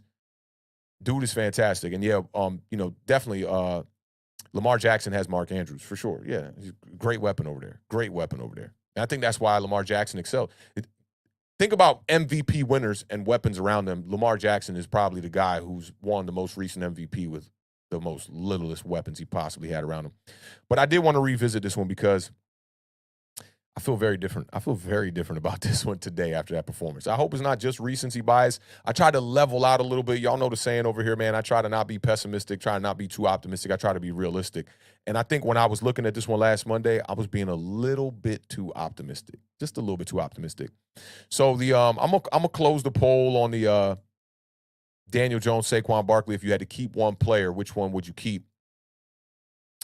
And let's see where this ended up. So we had 52 votes on that one, and 51% said they would rather keep Saquon Barkley over Daniel Jones. That's interesting. That's definitely interesting. Shout out to Stan one time in the building. What's going on, fam? Sakpa say, hope all is well. But nonetheless, man, decent season by the New York Giants. Definitely overachieved a little bit, if you ask me. And then that when you raise the expectations like that, you're raising the bar. So now the floor is actually higher. And I just think we got just a little bit caught up in the hype, just a little bit. But a great job by this coaching staff this year. I like what Brian Daboll has done with very little to work with on this roster. Same thing with Joe Shane. They're going to have a lot more in cap space next year. We'll see what they do with it. I wish that press conference would have gave us a little bit more, some little more tidbits and details that we could go off today. Feeling a little bit more confident about some of these situations that the Giants are going to be dealing with free agency and the players that we have. But we'll see, man. We got to keep our eyes peeled and just, wait for, the information to come out. That's all we can really do. But let's go off. There's definitely a bunch of Giant overreactions here today. We got 5 of them. I want to show you all this old one, too, from last week as well. This one was a video reaction. And I want you to tell me if this person was accurate in their assessment. I picked the Vikings because I thought they were the better team. Yeah. But I wasn't surprised at all that the Giants did what they did because I don't have much. I've been saying it all year. You know that, Molly. I didn't have much faith in the Vikings. It's okay. There's no way in hell I believe the Giants are beating the Philadelphia Eagles. Right. Let me get that out the way off top. It ends now. The ride was nice. Daboll, phenomenal job. Daniel Jones, Saquon Barkley, the rest of the crew, absolutely. I'm clipping it. But Philadelphia is a different animal than the Minnesota Vikings. Yeah, I think Stephen A was kind of spot on. And it's interesting. I don't think that Stephen A knows much more about the game than, you're not a casual fan, obviously. I mean, he covers it for a living, but not much more than most people. I wonder if he was being just overly aggressive and got lucky, or if in his heart he really thought that the Philadelphia Eagles were just in a different class than the Minnesota Vikings and the New York Giants. I think he was right on that. I definitely think he was right. He was pretty spot on that one. No Mets, no Nets, no Jets says, I don't think Stephen A is knowledgeable enough to discuss football. Broken clocks are right, too. That's facts. And he got both of these. They say broken clock is right twice a day. And he got both of these games right with the Cowboys going up against the 49ers, which I picked the Cowboys in that game. I went with my heart. I should have went with my mind. And he got this one right against the against the Philadelphia Eagles. Interesting. Today, I watched First Take Live today for the first time in an extremely long time. I normally just like look around the internet for clips and whatnot, and I browse YouTube and just see who's talking about the Giants, because y'all know how the media be doing us. They don't even, today on the Get Up, they didn't even talk about the Philadelphia Eagles and the New York Giants playoff game. I thought that was crazy. Like, we're limited right now with as much football as we're talking about, and they didn't even talk about the game. They talked about all the other games except ours. I thought that was interesting. So I don't really waste time watching a lot of national shows, but I watched them today, and he came in, I posted this on my Twitter, he came in with a wig looking like Pinky from Friday After Next. And man, it was Stephen A is an entertainer, bro. That dude is hilarious. I got no beef with Stephen A. I think he's actually pretty funny. And I think his football takes are just, they're your regular old football takes. Sometimes you're going to be right, sometimes you're going to be wrong. Even some of these analysts who really study the game and know the game, they can be wrong as well too. So for me, it's no disrespect towards Stephen A. Smith. I actually like sharing his clips over here because I think he's one of the most entertaining dudes on TV, man. That dude be having me crying, laughing. But I gotta agree. I think that he knew something we didn't know there. Maybe our fandom kind of got in the way. It really looked like we didn't have a chance in that game. And our coaches really didn't help that out that much either. But we're going to get off into that a little bit. Like I said, we got 5 giant overreactions to go over, man. And for those of y'all that don't know, if you agree with the statement on the screen, put a U in the chat. Represent you're taking the under. If you need the push, put a P in the chat to mean you're representing the push. And if you think the statement is an overreaction, let me see them O's in the chat one time. All right, so without further ado, let's get off into this first one. Let me make sure I got these in a decent order here. Yeah, because I'm definitely not going to start with that one. We got to save that one a little bit. Let me get these a little bit reordered one time. So we got this one out the way. We can move this one.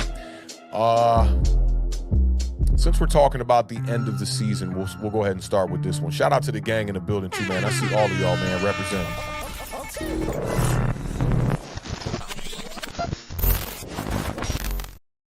All right, y'all. So this first one here, let me know what y'all think about this one. I saw this one lingering around the internet one time. This comes from @DZ Broad Street Bully.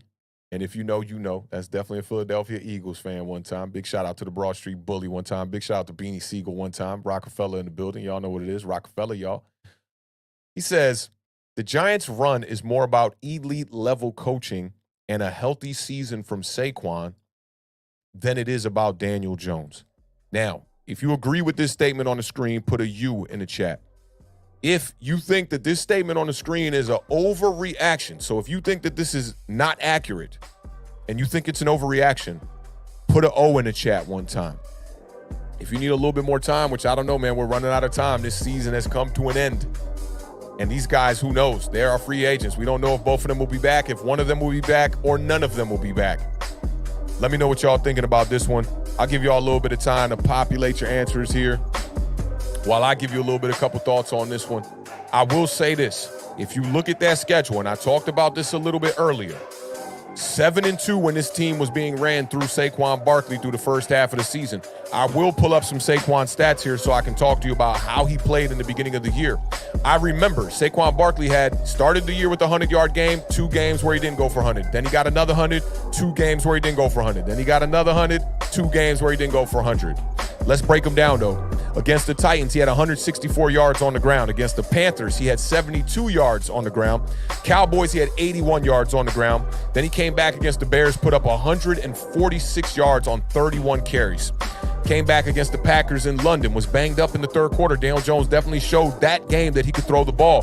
Saquon only had 13 carries for 70 yards. He did not average under 4.7 yards in any of the first, 5 games. One of them, actually. Come back against the Ravens. 22 carries, 83 yards.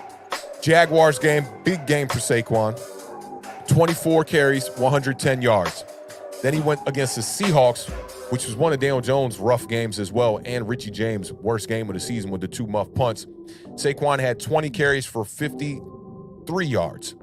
Then he bounced back against the Texans, his toughest workload of the year, 35 carries for 152 yards. And then Saquon had back-to-back his 2 worst games of the year, 15 carries for 22 yards and 11 carries for 39 yards. The first matchup was against the Lions. The second matchup was against the Cowboys. 18 rushes for 63 yards against the Commanders. Then against the Eagles, he only had 9 attempts for 28 yards. We talked about that game. The next Commanders game, which is the game that he closed out in the later portion of that game, 18 carries for 87 yards. He had 14 carries against the Vikings for 84 yards. He was averaging 6 yards a carry. And then it just dwindles here. 12 attempts against the Colts, 9 attempts against the Vikings, 9 attempts against the Eagles. In all 3 of those games, he averaged over 4.8 yards per carry. He had 2 touchdowns against the Vikings, 4.8 against the Colts, 5.9 against the Vikings, 6.8 against the Eagles. So limited carries, high yards per carry, not getting the work rate that I would say that he deserves. For me, I'm going to go ahead and have to say that this statement on the screen is accurate. I think the Giants were a better team when they were operating through Saquon. Now, the question you could ask yourself is that sustainable for an entire season? Because we know you have a bell cow running back like Saquon Barkley that's getting most of the workload. He can wear down. The tread on those tires is going to start to wear a little bit. We didn't run Matt Breida that much on the year. We didn't run Gary Brightwell that much on the year. So these guys weren't getting many touches. For me, I have been hammering the point that you have to get a power back to pair with Saquon Barkley. I think it'd be a good idea, or would have been a good idea, to address that in the draft, to go out there and get a player out of college on a rookie deal, maybe a second round pick, third round pick, fourth round pick, a guy you don't got to pay that much money that can come in here and be that bruiser running back and be the Mark Ingram to the Alvin Kamara. I thought that would have been a great plan after the 2018 season. Instead, we tried to use Saquon Barkley as this bell cow running back, and he kind of broke down there at the end of 2019 and the beginning of 2020 when he had the knee injury. Came back 2021, wasn't the same running back. 2022, Saquon Barkley had his best year as not only as a Giant, but as, in his career. So for me, I got to say that, yeah, this statement is pretty accurate right here. The playoff run. But the one thing that I think you can say is that when it came down to it, Daniel Jones did put up the numbers to get you there. The Colts game, Daniel Jones came out there, showed up, 2 touchdowns in the air, 2 touchdowns on the ground. The Minnesota Vikings game in the regular season, he showed up. Team kind of let him down. Defense didn't show up. We ended up losing that game on a 61-yard field goal, 27-24.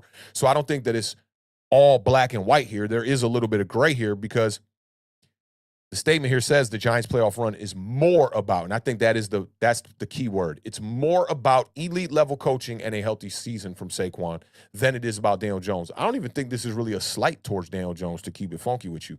But let me see what y'all talking about in the chat one time. See how y'all are feeling about this one.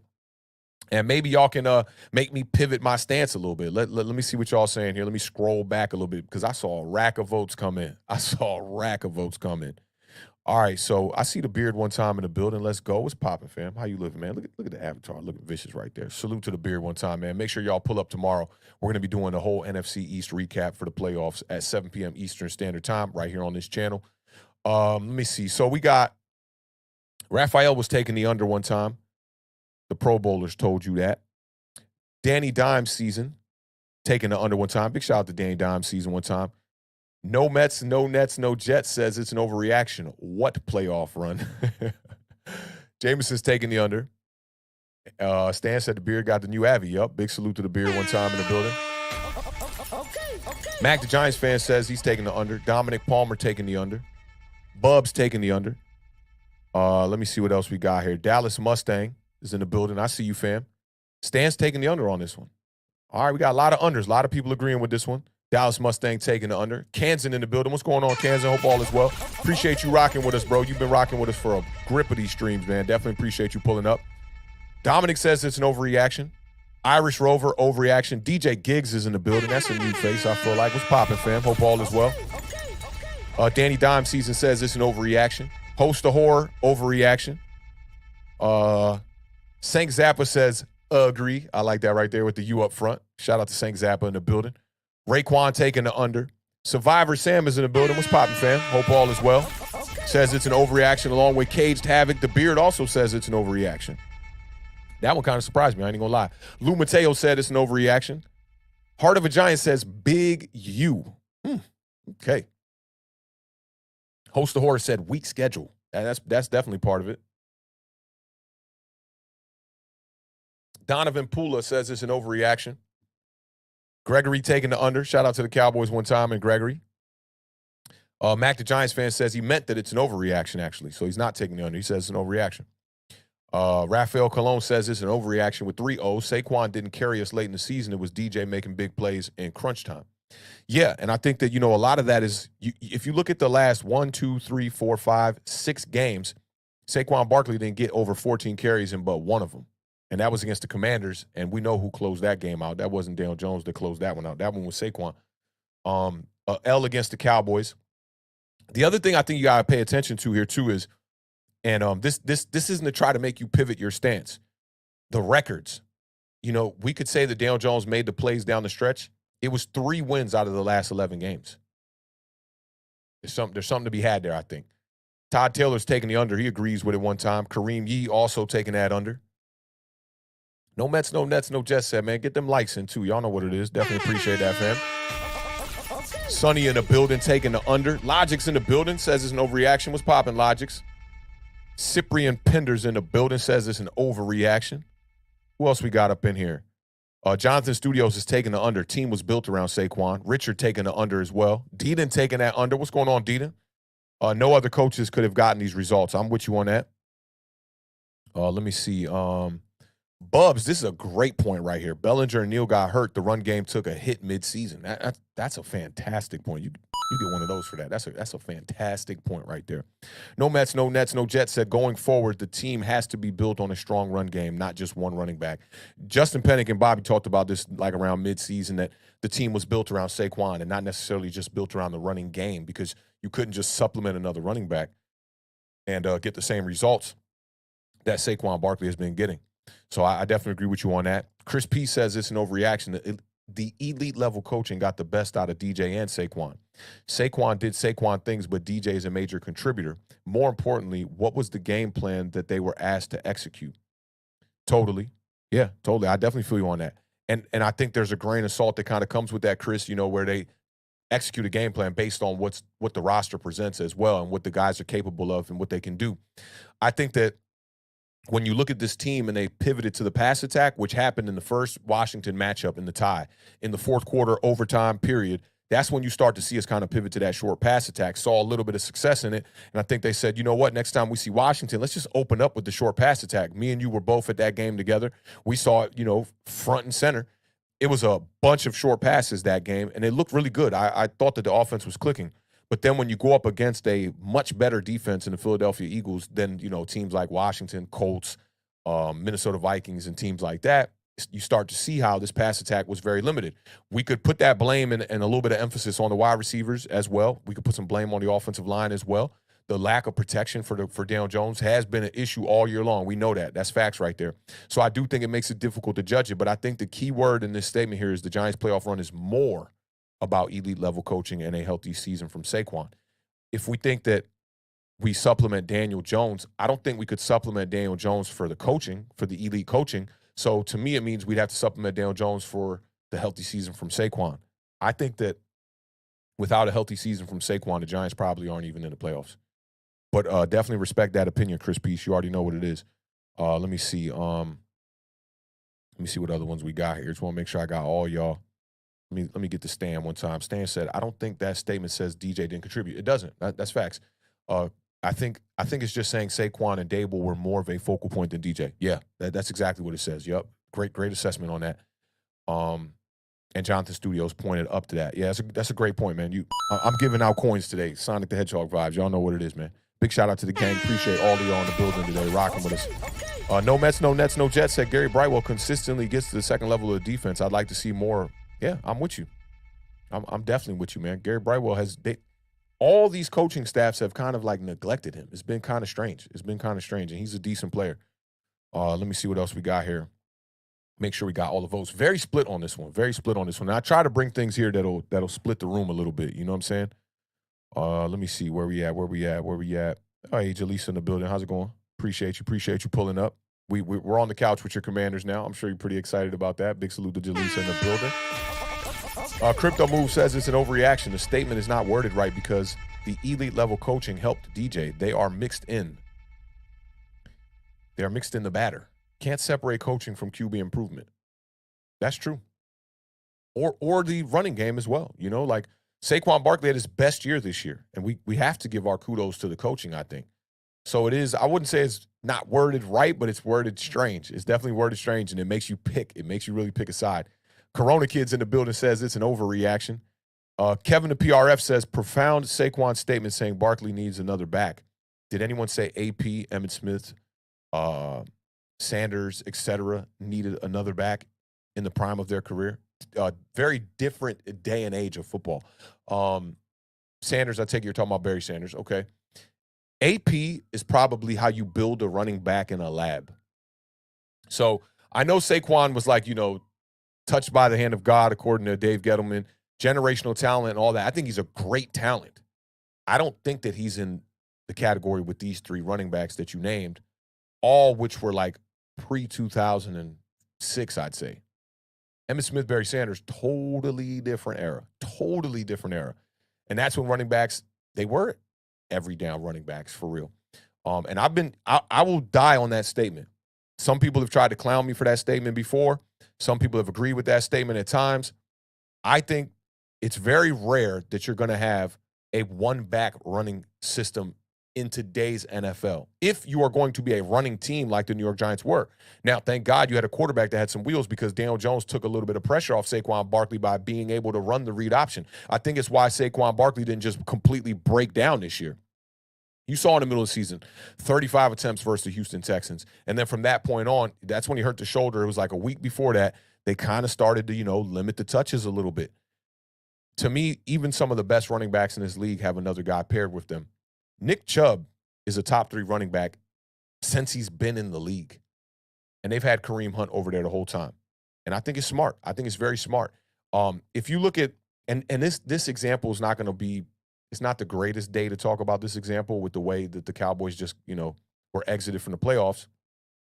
But to have Tony Pollard and Ezekiel Elliott when it's clicking is really damn good. Now, we could say Tony Pollard could do some of the things that Saquon Barkley does pretty much on every down Saquon plays. I think they're similar running backs. Saquon's got a little bit more power, I would say, than Tony Pollard does, and he probably is a little bit better of a pass protector. But at the end of the day, when you just have that insurance at the running back position, I think you have a better chance at keeping teams off balance, for one. Look at how Philadelphia Eagles have done it. Miles Sanders and Saquon Barkley are very similar. They've always had another running back over there. They've always had a Jordan Howard, a Kenneth Gainwell, a Boston Scott, another guy who can at least take some of that workload off the main running back. So I'm not saying you got to bring in some guy and he's got to come in here and get, 800 yards, but you just got to – I just think it would have been a good idea. We're now talking about it at the end of the contract. It's a little bit too late. It's definitely a little bit too late now. My man OG Knockout, he's taking the under. He agrees with the statement on the screen. Sebastian, same thing.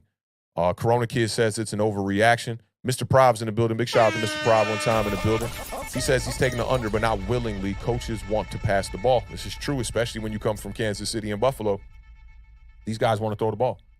That's what it is. And we saw that late in the season. As soon as they saw an opening to start to throw that ball and try to open up this offense, they did it. So when I think about the ideal way that the New York Giants want to run this offense with these two coaches here, it's going to be a lot of passing. And there were times with the Buffalo Bills and Josh Allen where they neglected the run in the most egregious way. Like, it was damn near disrespectful to the running back position. And it seems like the Buffalo Bills are still doing that without Brian Daboll over there. So I don't know if that's a Brian Daboll thing or if that's a Buffalo Bills thing. We're not too sure. But, yeah, I feel you on that for sure. Survivor Sam says, no real number one wide receiver and had some success. Not that many quarterbacks could have performed as well. I don't know, and I can't really live in this hypothetical. What is not many? I think that there's maybe half the starters in the league that could perform this well. The one thing that Daniel Jones does have, though, over most of the guys who don't got legs that are game managers, guys like Jimmy Garoppolo, who I would say can't run this offense as well as Daniel Jones did, is the way Daniel Jones runs the ball. That is definitely a bonus. But you go the top 5 quarterbacks in this league could run this offense better. The thing is that the top 5 quarterbacks in this league don't have to run this style of offense. If you have a guy like a Joe Burrow, you're not going to have to run him in read option. I even thought that Aaron Rodgers, maybe not so much now, but maybe like 4 years ago, 3 to 5 years ago, if they wanted to, they could have ran some read option with him. He'd have got killed, though. But I always thought he was a savvy runner when he tried to get out the pocket. Not as fast as a guy like Daniel Jones, obviously.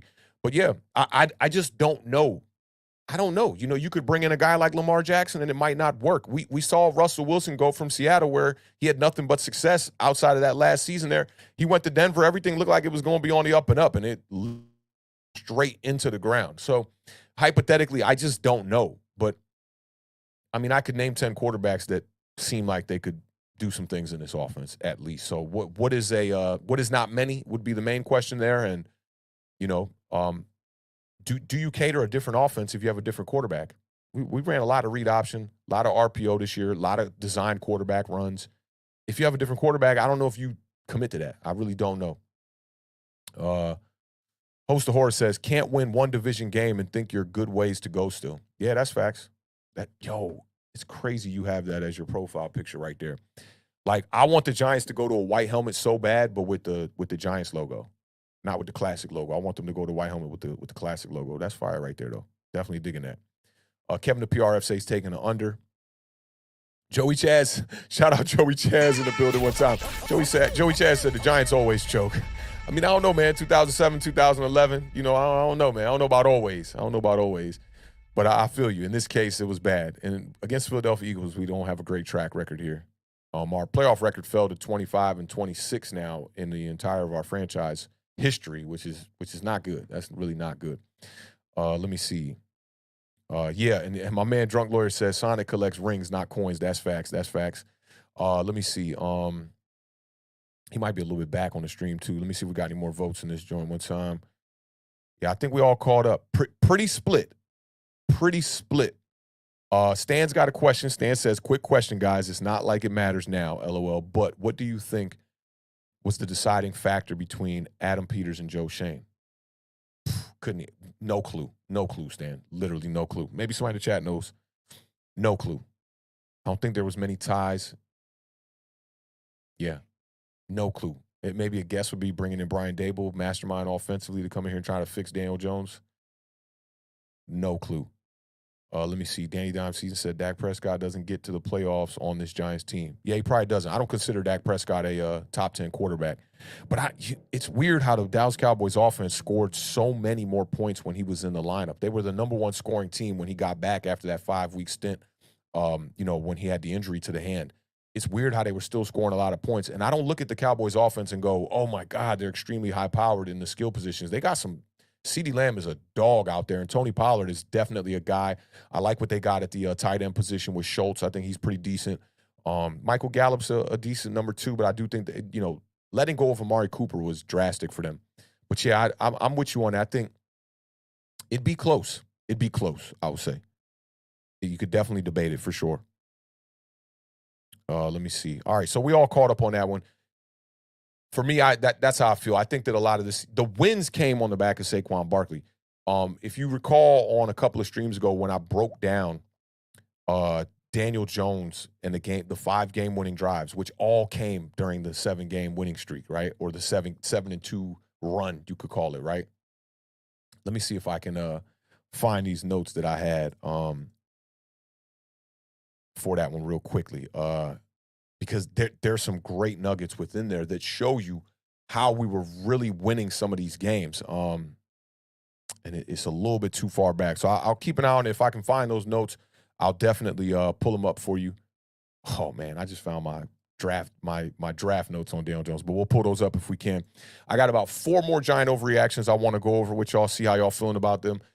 This one was definitely split. And I'm not. I should have took the push, but I just think if you got 7 wins on the back of the running back, and towards the back half of the season you got 9 wins, or I'm sorry, you got 2 wins to have a 9-win total by kind of throwing the ball.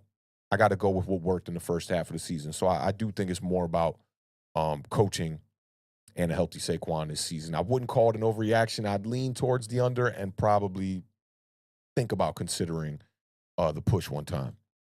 But let's get off into this next one. Let me see what order we going in here. Okay, this one's not going to split the room, I don't think. But let's get off into it.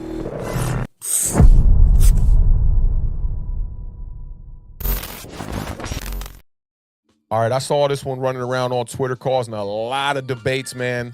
People going at each other over this one. This one comes from that the BB. What is it? The BB Pony podcast, I believe it is. Let me zoom in a little bit so I can see that. BBONY podcast, NYG podcast, which they go by Chad Powers on the internet. Real funny account too, man. A lot of jokes coming from this account. But the homie from this account said Leonard Williams completely changed the Giants the day he got here. Opposing teams stopped running all over us, which is kind of interesting coming after this Philadelphia Eagles game. This tweet did come out before the game. Amazing how quickly people forget. What y'all think about this one? Is this one an overreaction? We're going to run through this one pretty fast because I think these votes are going to come in pretty quickly. And then we'll move on to the next one. Let me see what y'all thinking about on this one real quick.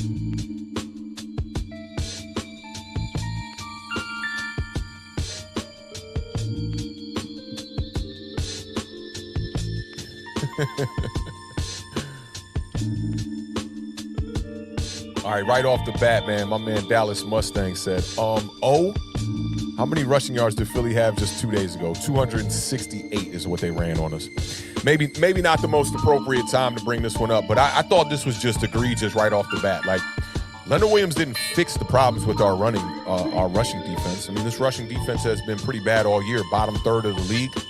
So I didn't think he fixed it. Bub says it's an overreaction. All these people said it's an overreaction until we get to a you or a push one time. Shout out Kevin Rozelle. Shout out Rozelle one time in the building. What's going on, fam? Cyprian Pender says it's an overreaction. My man, no Mets, no Nets, no Jets said, oh, nah, we love Leo, but he hasn't been an unstoppable force in the middle. That's facts. Host the Horse said they just run outside now. LOL. That's facts, too. Crypto Move says it's an over. Kareem E's taking the over. Dominic taking that over. Survivor Sam says it's an over. The Vito Show in the building. What's poppin', fam? Says it's an over. Heart of a Giant in the building. What's going on, fam? Says it's an over. Cage Havoc says big overreaction. Let me see. Todd says it's an overreaction. Really?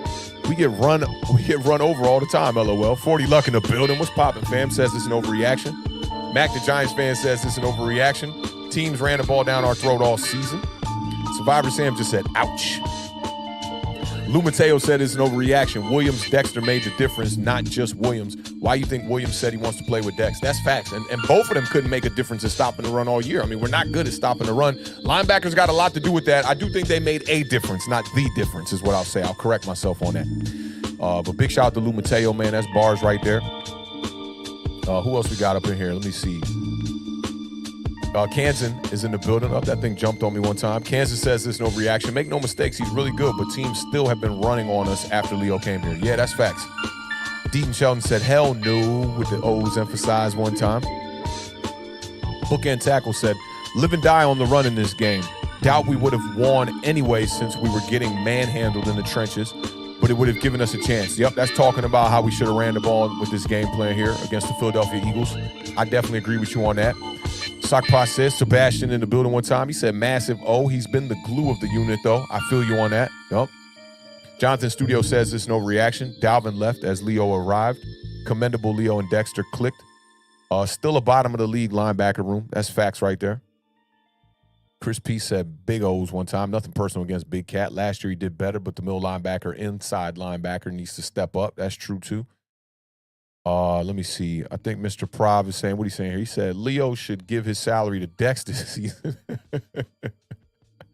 Nah, that's real right there. Because Dexter Lawrence, he balled out this year, man. He had a career year. Big shout out to Dexter Lawrence one time. Frank says he's taking the overreaction. Sabrina's in the building. What's going on, Sabrina? Taking the overreaction as well. Bookend with the overreaction. Frank said we need linebacker help. That's facts right there. And DJ Giggs says it's an overreaction. My grandma can run for over 70 yards on his defense. Yo, that's crazy. And Albin B in the building says our edges aren't good against the run, which that's facts too. That's definitely facts. I thought y'all would be pretty one-sided here, so absolutely zero unders on this one. I just wanted to pull this one up and bring some attention to this, that like there are people out there that are thinking like, hey, Leonard Williams is a big factor in this running defense or this rush defense and is the difference maker. I think Leonard Williams has, like Sebastian said, he's been the glue.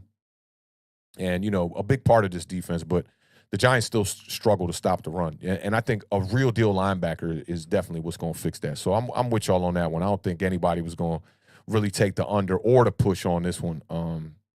Yeah, just kind of a wild statement. Kind of a wild statement here. All right, let's move right into the next one here. I told y'all I was going to try to get y'all out of here in 2 hours. We kind of making some decent time. Not too bad, man. Let's get off into this next overreaction real quick. Let me see where we at. Okay, this one's going to be. Get ready, y'all. Get ready. I'm just letting you know right now. Get ready.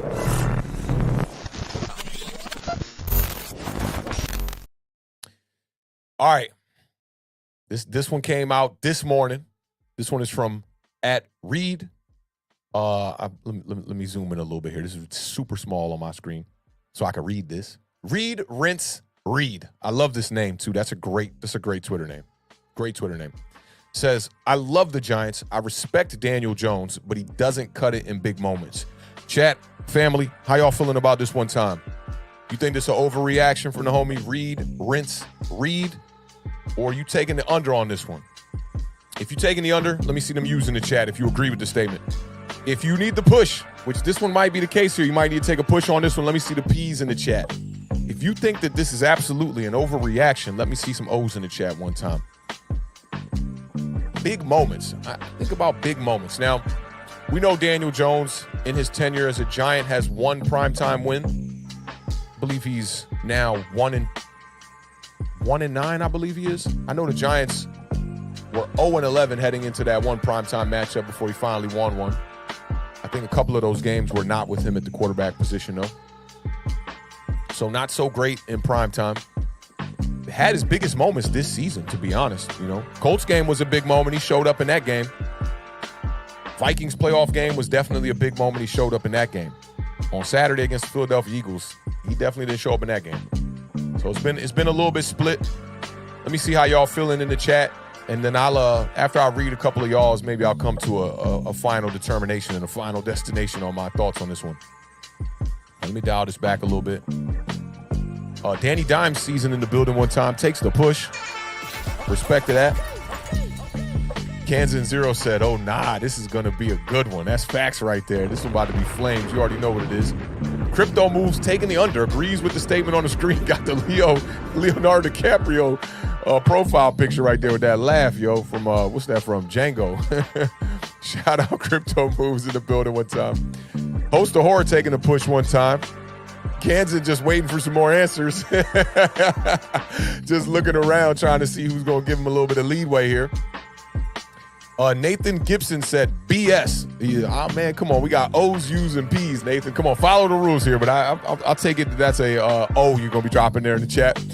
Bubs is taking the under one time, agrees with the statement on the screen. Okay.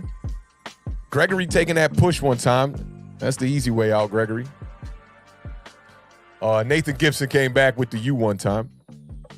Okay, so let me reiterate just because I know some of y'all new here. If you think the statement on the screen is not correct and you think it's an overreaction, put an O in the chat. That the O will represent that you disagree with it. The U represents that you're taking the under and you agree with it. So Nathan says he's taking the U. I'm gonna see if he might correct that. You know, I know these can get confusing. My first 5 shows doing this, I was losing my mind trying to figure this out. Let me see. My man Dallas Mustang 11 said, after watching Burrow, I got to say it's a U. So he agrees with the statement on the screen. Crypto Move says it's an overreaction. All right, that's what's up. Shout out Crypto Moves one time in the building. Manifesto, INS, says wholly overreaction. Respect to that opinion right there. I like that. Real people in the building. What's going on, fam? Hope all is well.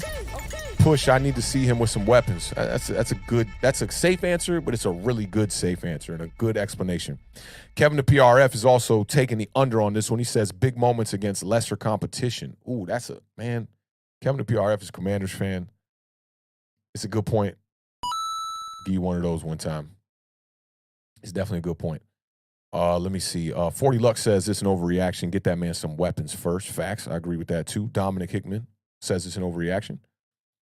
Danny Dimes season says he needs more talent to determine this quote. I'm going to take the push. Smart move. Smart move. I like it.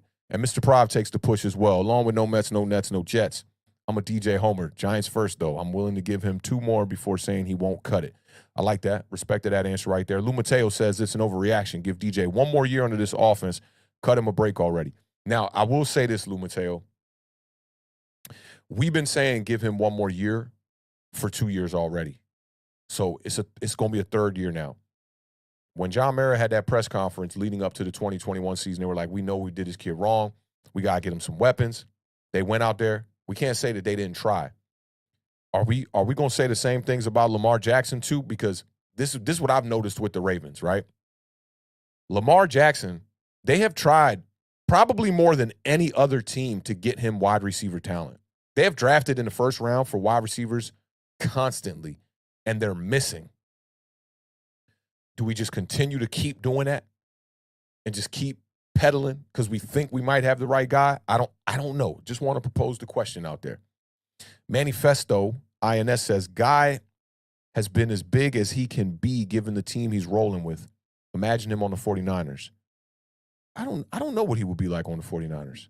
I'm bad at them hypothetical situations. Anytime somebody present like a hypothetical situation to me on Twitter, I'm just like, bro, like why you bringing a hypothetical to me? I'm not too sure. He's pretty mobile, pretty fast. Lateral movement was a thing for Daniel Jones, but I feel like he improved on that this year, actually. There was a couple times there where I saw him do some lateral movement. Granted, it was against the Colts and the Vikings in the red zone.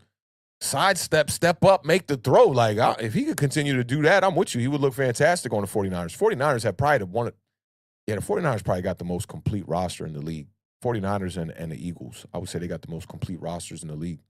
Can we get there is the question, too, you know? Can we get to that kind of roster? Robert Gregory's taken to you. Doesn't win in the division. And that's a good point, too. I got to get one of these, too. Let me see. You. Misspelled big moment. Meant to type not a force multiplier. I feel you on that, Jonathan. Okay. Jameson taking the push on this one. Mac, the Giants fan, taking the under. That's almost disrespectful to say. Jones has stepped up numerous times this season. People hold him to a different standard, it seems like. So you mean you taking the O on that one. I got you, though. I got you. He's saying this is an overreaction on the screen. Okay. Let me see. Muhammad says it's a huge. I love when people say huge with a Y because there's so many people that do that with their accent. It's hilarious. DJ showed up this year. Yep, I think he showed up in a couple of games for sure. Deedon says it's an overreaction. He beat the Colts to solidify playoffs and won his first playoff game. That was a major accomplishment too. That's facts right there. I'll give you that. Dominic Hickman says overreaction. I don't think Danny plays well late hours. That's true. That's definitely true. 4 o'clock and beyond. Him and Kirk Cousins, they struggling. Nathan Gibson says, you closing it out for us. Corona Kid says there's no reaction. The Vito Show taking a push. Caged Havoc also says there's no reaction. He showed up in every game that dictated our playoff berth. Interesting way to look at it. I feel you on that. I think every game dictates your playoff berth, but down the stretch, he definitely showed up against the Vikings, the Colts. I'm trying to remember that Washington. Yeah, he showed up pretty well in that Washington game we were at. It was a pretty good performance. I'd say he carried us through about 3 quarters in that game. Yeah, I'm with you on that. Kareem Yee says he's taking the under. Unfortunately, we beat a lot of mid teams, and when we faced the top-tier teams, we got smoked. That's a good point. Todd Taylor taking the under. Isaiah taking the under with him. Mikey C might be a little bit far back. You might want to refresh your stream a little bit when you get to this point. He says Big Cat is a top defensive tackle. I'm with you on that. Stephen Arts in the building. Big shout out to Stephen Arts in the building. He says this is an overreaction. Chris Peace taking the push. He got a primetime win in a must-win game in Washington, but improved the interior offensive line and get Evan Neal better and some more talented wide receivers and tight ends. I'm with you on that. That's a good point. Let me see. MYB SMM5 in the building. DJ led us to a 9-7-1 record with a playoff win. I can't get with you on the 9-7-1 record. It's split for me. The defense had a lot to do with the 9-7-1 record. Saquon Barkley has a huge part to do with it because just look at the first 7 wins. A lot of those are on Saquon. The Packers game I'll give to Daniel Jones. The Titans game was all Saquon. The 2-point conversion, it's stopped. It's pretty much stopped. Saquon makes that happen. He rushed for over 160 yards in that game. So Titans, I'm giving him. Ravens game, I'm giving that one to Saquon and I'm giving it to Lamar Jackson for the epic collapse on that one. Houston Texans game, Saquon Barkley, 35 carries, over 100 yards in that game. There were big moments against lackluster defenses where Daniel Jones didn't show up. Look at the Lions game. That defense was one of the worst defenses in the league. Daniel Jones threw for a lot of yards in that game, but didn't show up in the big moments.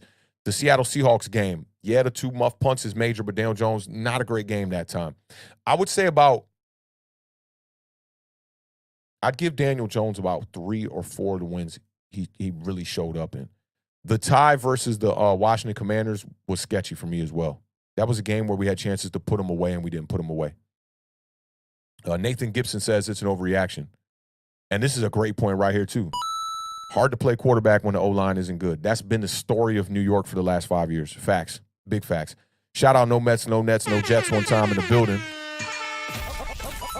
for the $4.99 super chat. He said it takes 10 years to master most things. Imagine being an NFL QB. Please like, sub, and ring that bell. It's still LFG NYG. Yeah, and even 10 years, you still can't master something sometimes. I've been engineering now since 2002. So I'm 20 years in, and I haven't mastered engineering. I'm damn good at it, but I haven't mastered it. There's always more room to improve and get better and learn more. So I definitely feel you on that. You get one of those back. Bookend Tackle said definitely an overreaction. Followed up by Heart of a Giant, who's taking the under. Eagles had Daniel Jones shook. It definitely looked like that. Brandon Plays, damn, we got a lot of y'all giving some good stuff on this one. Brandon Plays says overreaction. Our O-line and receivers are still garbage. Max said it's an overreaction, and then corrected himself on the last statement. It's almost disrespectful to say this. I don't think it's disrespectful to say this. What's he saying? He said I respect him. How's it disrespectful? It's like, but you're right about this, Mac. Sometimes somebody will be like, yo, no disrespect, cuz, but like, and then they give you the most backhanded statement. So I feel you on that. You can say that in disrespect. He doesn't cut it in big moments. It's been 50-50 for me. I definitely feel you on that, though, Mac. Kansan taking a push one time. I want to see some more talent around him before I say he doesn't cut it in big moments. He didn't prove he got something in him. He did prove he got something in him with the Vikings game. Yeah, that's facts. Showed up in a major way against them. Let me see what else we got here.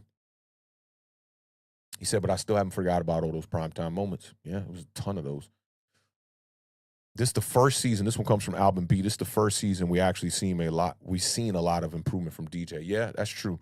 It's been regression since day one outside of this season. He improved certain characteristics like the turnovers, but outside of that, it was a regression year 2, year 3, year 4, major improvement. Stan says, you know how I feel about this, so I'll just pose a question in the modern day NFL.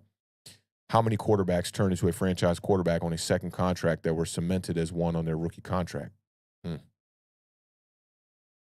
Not many. You know what? I saw a stat today that talked about Jameis Winston and his situation with the Saints, and they compared him to Daniel Jones. I wish I had the exact numbers, but it was if you had played at least 7 games, he had higher QBR, higher completion percentage, more wins, or higher winning percentage. And what was it? Completion, QBR, touchdown interception ratio. Nobody's really knocking down Jameis Winston's door right now. Daniel Jones does present the running factor that I think that Jameis Winston don't got. It's interesting though. This is a good statement. I mean, it's a good statement. You got Marcus Mariota, who I could think of as of late, and then a lot of other people haven't had many chances after that. A lot of people don't get these kind of chances. It's a good point though. Bookend said he had many key drives and plays. You can't look at this Eagles game. I would say you can't look at just this Eagles game. Yeah, we don't have the horses or line to try and pass on Philly. We should have been running the ball in this game. Yeah, facts. Yeah, I'm with you on that, and we're gonna get to that in some of these overreactions for sure. Danny Cannell was a Giants quarterback. What's your point? That's facts right there. Nathan said that Jones has matured, no doubt about it. That's true. That's definitely true. And then Bookend doubled down talking about running the ball in this game due to the bad matchups in the trenches. Yeah, that's a good point, bro. Mikey C's in the building. Daniel have too many quick to hate fans. Yeah, I feel you on that. You know, good play will just completely get rid of that. I talked about that on the last episode. Daniel Jones is a puzzling quarterback because it's like, yeah, the surroundings around him have been bad. Usually when you see, like, for instance, when you look at Justin Fields, you know what he can do in the bad surroundings. And I think with Daniel Jones, it was hard to assess. Like, man, when you look at that 2021 season, the best Daniel Jones highlight of the entire year was him catching a pass. It looked really bad. And we got to put some of that on Garrett and Joe Judge, obviously, as well. But it's hard to judge him, I think, because you don't see that natural athletic agility from Daniel Jones, but it's like this sneaky athletic ability, very fast, can make these running plays on design runs and on, read option plays. Seems to be that he can make almost all the throws for real. I mean, there's not really many throws that he can't make. The number one thing that I'll say about Daniel Jones for me is that he's not consistent. I've been saying that all year long. But he showed up this year. I mean, he played well. In the first 7 games, he was doing exactly what he was asked to do, which is amazing. But at the end of the day, is what you're asked to do going to be enough to try to get this team to a Super Bowl? I don't know. I don't know.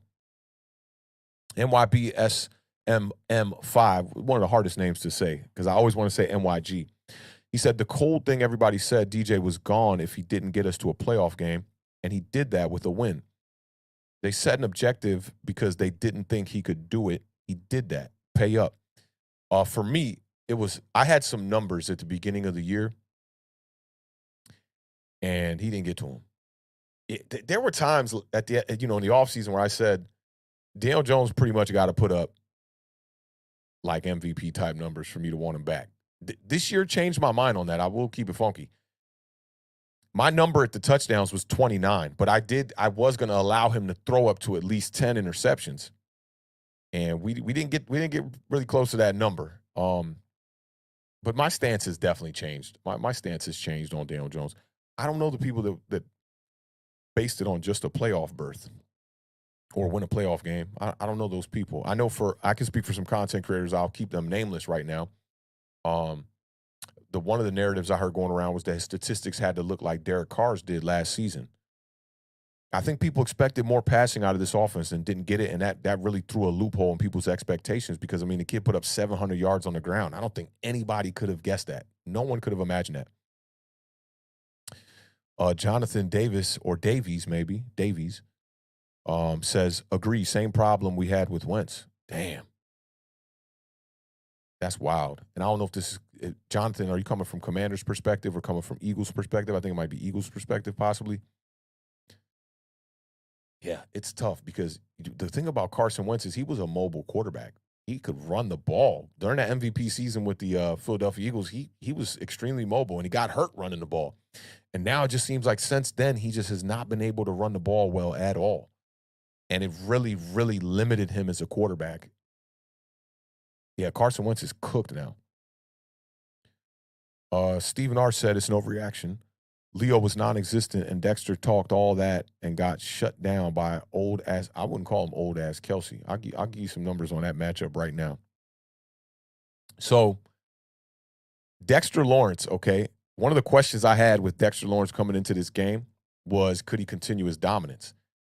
He led the Giants with 38 quarterback hits. He was our sack leader as well, 7.5 sacks on the year. Jason Kelsey's a future Hall of Famer. I know he's old, but he's still out there manhandling people. And I don't know if you missed this portion of the stream when I talked about that play against Ellis. That man threw Ellis with one hand, straight up. Now, Dexter Lawrence and Leonard Williams have more pressures than any D-tackle duo in the entire league. Dexter Lawrence had 8 pressures against the Vikings. It was a playoff record. And in 7 games against Kelsey entering this past Saturday, Dexter Lawrence had 2 sacks and 6 quarterback hits. In the last matchup, he had 0 sacks and 1 quarterback hit on December 11th. Kelsey is a beast, bro. That man is a beast. And I had some people in one of the spaces we were in saying, like, this is excuse me, this is a favorable matchup for Dexter Lawrence. And I was like, I wouldn't go there, bro. Kelsey is a dog. I wouldn't go there. And I think he showed up. He showed up in a major way, man. He definitely showed up. Cyprian says statement on the screen's an overreaction. J-Mo said it's an overreaction. Now he's going to take the O. Let me see. I shout out Lamamba James one time in the building. What's poppin', fam? Hope all is well with you, my guy. Let me see. NYBSMM5 said, regardless the record, the Giants haven't done anything in 5 years. We weren't supposed to win 5 games this season. We already know how the offense looks without DJ on the field. Just saying.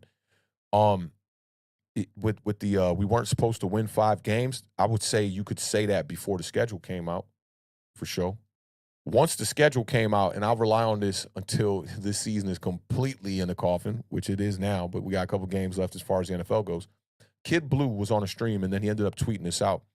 He said, Awthentik, I keep looking at the schedule, and I don't know how we're not going to win at least 8 games, which prompted me to go look at the schedule, and I was like, I wouldn't agree with that before looking at the schedule. And then I looked at the schedule, and I was like, we got to win at least 7 or 8 games. We got to. And really, the way that this team started off this year, I think we should have won 10 games. You know, we really let the Washington Commanders off the hook in that first game with the tie, the 20-20 tie. We had them with their backs against the ropes, man. And then Taylor Heineke on a 4th and 4 from his own 10-yard line, last-ditch effort. The Washington Commanders down by 7 converts on some crazy scramble out the pocket and ends up converting, and then they end up going down the field, marching down, scoring, forcing the game to go to overtime, and then it ends in a tie. Like, this really was a 10-win team when you look at the schedule, for sure. You know, as far as we already know how the offense looks without DJ, I think people use that a little bit too, like as a bonus for DJ. You got to look at that as a knock on the backup quarterback situation. I saw it this year when Tyrod Taylor came in the game and went 5 for 5 and threw for a touchdown. Yeah, he fumbled. He definitely did fumble and lost a fumble, but it didn't look that different. It's a small sample size, so we really don't know. I'm not going to go back and look at Jake Fromm and tape from Mike Glennon and be like, oh, that's why we need to keep Daniel Jones as a starting quarterback. That's not why we look like that without him. I can't agree with that. Because what if you bring in a quarterback who is just comparable, like, and competent at that? Like, when you look at Mike Glennon, the dude entered that year with the Giants last year. He had a 6-20 record as a starter. He was never good. He was bad. I'm glad we got to see Mike Glennon come in the lineup. And if y'all know about the free Mike Glennon campaign that I was on last year, like just straight up joking about it, because I wanted to see Mike Glennon play just to compare it to Daniel Jones. For me, it allowed me to at least say, you got an average quarterback in Daniel Jones at bare minimum. He can make some plays for sure. Because if Mike Glennon would have came in there and balled out, I'd have been looking at Daniel Jones completely sideways, because we know good and damn well Mike Glennon is not a good quarterback. So I don't think it says much when he's out the lineup. It says who would you replace him with?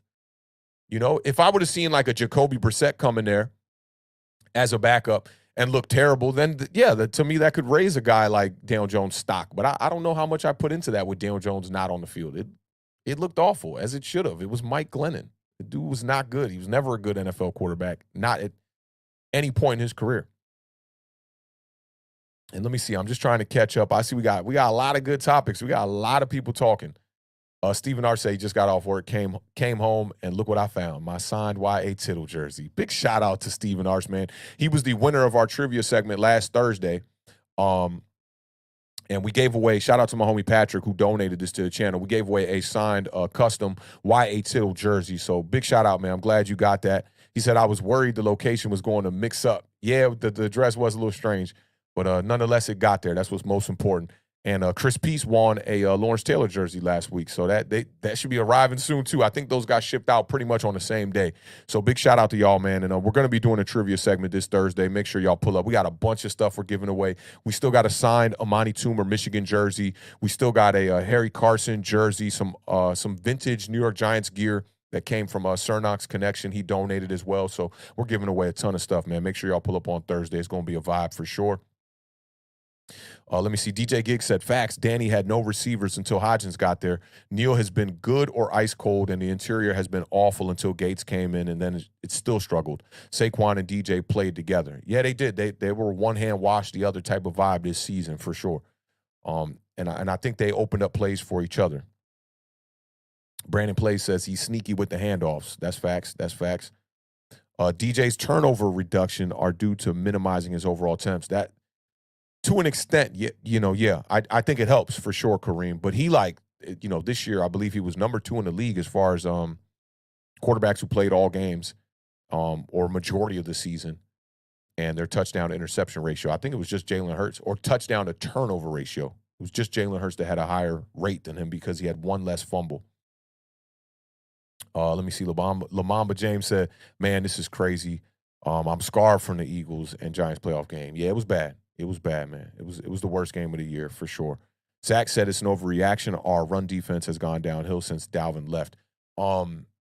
Zach's a little bit behind. I'm sure he's a little bit behind, and I'm a little bit behind. I'm catching up on the chat myself, so you might want to refresh a little bit. Let me see if there's any good ones before we move on to the next overreaction here. NYBSMM5 said we always had talent. We just had to let most of it go from the cap situation. We entering that 2021 season, I was so geeked about this roster, man. I looked at the signing of Kenny Golladay as, getting Daniel Jones that weapon and then doubling down on that weapon, which a lot of people didn't want to do. Getting Kadarius Toney in the draft, and none of it worked out. That was like supposed to be the insurance for the Kenny Golladay situation. If one of them didn't pan out, the other could be the insurance for the one that didn't work out, and neither worked out. I don't think nobody could have called that. I was cool with the Kadarius Toney draft pick on draft night. Trading out, getting more value. I thought that was cool. And now we have Tibbs and Evan Neal because of that. But I don't think anybody could have predicted that neither one of those was going to work out. Let me see. Zach might be caught up here. He said he's taking the under because he cannot string them together. And in this league, you need to string them together. We have to look at long term, and DJ is in his fourth year. Yeah, that's on that Saquon one, I bet. Shout out to Zach. He'll catch up soon. He'll catch up. Put that thing on 2 times if you got to. You know what I'm saying? Let me see. Lamamba James just got in the building. Let's show some love to him one time. He said, we need a new offensive coach. Ooh, I didn't see Neal. Maybe offensive line coach is what he's saying. I didn't see Neal get better regardless of his injury. Yeah, and it looked like Evan Neal was on a trajectory because the run blocking really wasn't an issue early on. He was a good run blocker at the beginning of the season. And then he got hurt, came back, and things really went south there. So I know a lot of people are calling for that's OG Johnson, that's the offensive line coach. A lot of people are calling for his job. For me, it's like I'm more of like focused on the skill positions for the most part, because when I played ball, that's what I played. I'm not gonna call for his job just yet. I'm gonna let the professionals who talk offensive line talk, give out some opinions on it first, and then maybe I'll have an opinion on it. Real People says when we first started 7-1, it was all about Saquon, and then after that they used DJ for the rest of the season because they know we could win with Saquon Barkley, so they wanted to see what DJ had. All right, this is a good time to go to this next overreaction. This is definitely a good time to go to this next overreaction. Yeah, this is the time to go to it. All right. We're going to go to this next one. Let me line this one up real quick for y'all. And we'll get to this next overreaction here one time.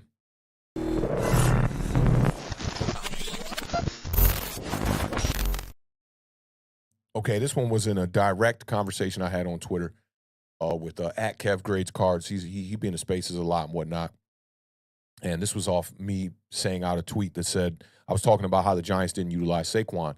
And he said, it's probably because they didn't want him to get hurt so his trade value doesn't tank in the offseason. And I mentioned, he is a free agent, and he was like, well, we're going to franchise tag him. Let me know what y'all think about this one time. Let me get a vibe to go here, to loop real quick, because I got to hit the bathroom just for one quick second. So y'all let me know. I'm going to come back. I'm going to catch up on all y'all thoughts on this one. Let me know what y'all thinking about this one. Y'all think they maybe try to keep him healthy so going into next season they could possibly trade him?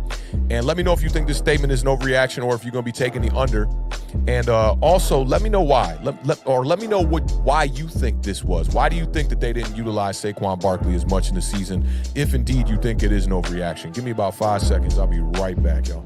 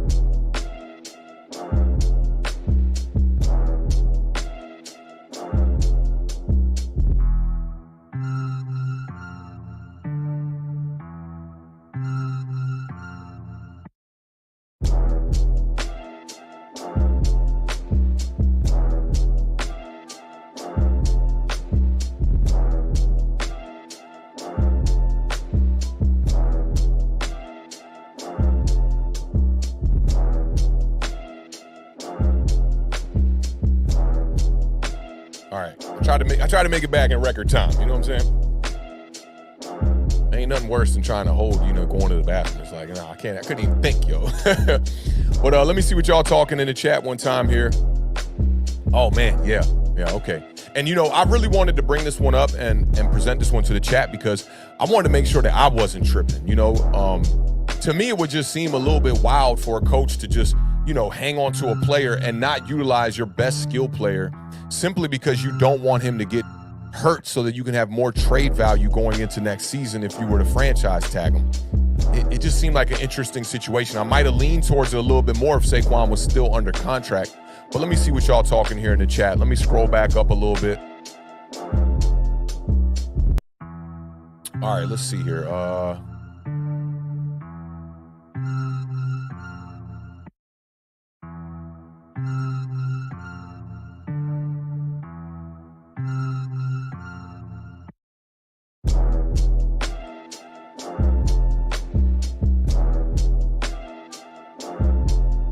This is an interesting one. I scrolled all the way back to the top, but this definitely an interesting one right here. My man Fa Blizza in the building. Big shout out to Fa Blizza. He said, don't be surprised if Jones or Barkley doesn't re-sign. He'll keep one, but I don't see Shane keeping both of them. We talked about that a little bit at the opening of the show, man. I feel you on that. Oh, the profile pic is on flames right there. Is that looking like a young Bobby Brown right there a little bit? I had to look up a little bit closer right there. Shout out to Fa Blizzard. That's a good point you bring up right there. All right, so as far as the statement on the screen here, let me see. Is this for this one? Okay, nah, this one was old. Let me scroll down just a little bit.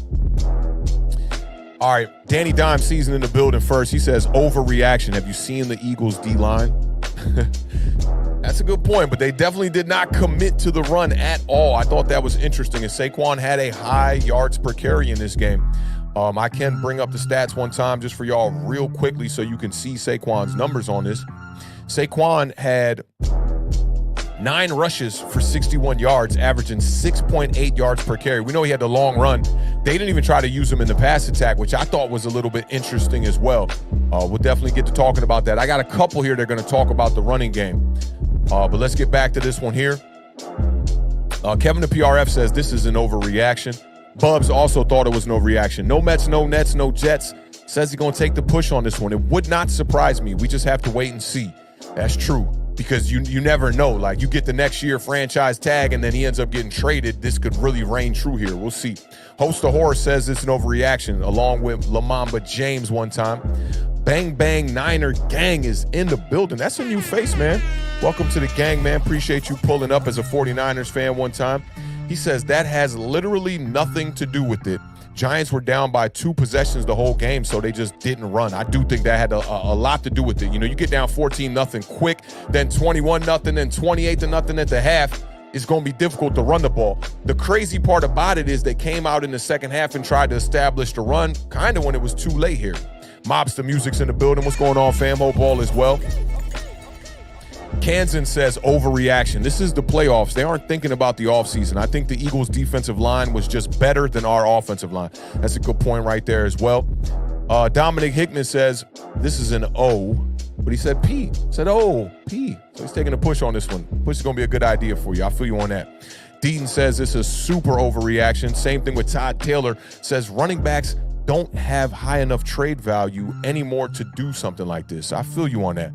Shout out to Bang Bang Niner Gang for joining the discussion today, man. Y'all show some love to Bang Bang Niner Gang. Best of luck in the playoffs for your 49ers, fam. Don't worry, though. We'll expose Jalen Hurts for the fraud he is. This defense don't play around, especially with quarterbacks that run. Will pop his ass. All right, I hope y'all handle business against Jalen Hurts in that Philadelphia Eagles attack. But I will say this. I don't think Jalen Hurts is a fraud, but I don't think y'all are definitely not frauds. Y'all defense is on fire right now. Y'all are holding teams to under 100 yards.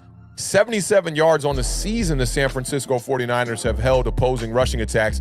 And y'all have not allowed one 100-yard rusher all year long. Y'all are on fire, man. Best of luck to y'all in that NFC Championship game. I wish it was us going up against y'all. But nonetheless, man, big shout out to you for pulling up, rocking with us, man, and chopping it up about this New York Giants Eagles playoff loss and Joe Shane and Brian Dable press conference, man. Big salute to you, fam.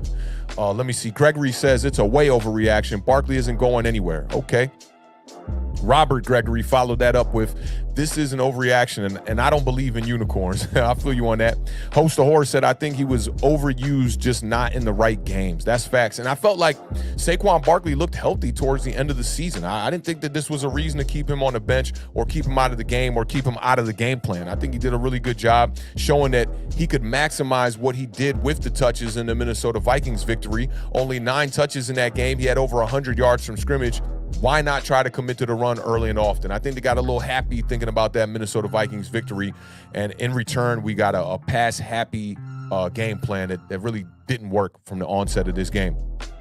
Jonathan says, overreaction. This is not Madden. Dable and Kafka got enough in the bag to put an individual game plan together each week. I'm glad you said this is not Madden. If anyone's ever got the chance or the luxury to play me in a game of Madden, I do not run the ball. Like literally, not once will I run the ball in a game of Madden.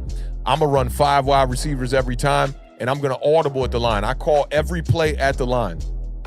I will find a way to beat your defense. Promise you that. Shout out to Jonathan Studios, though, one time. Lamamba James says, if we let Quan go, then we definitely are not going to the playoffs next season. The coaches had a plan to let Philly win. I think that's what that one says. When I saw Quan get the ball and stop before he ran, I knew it was coaching.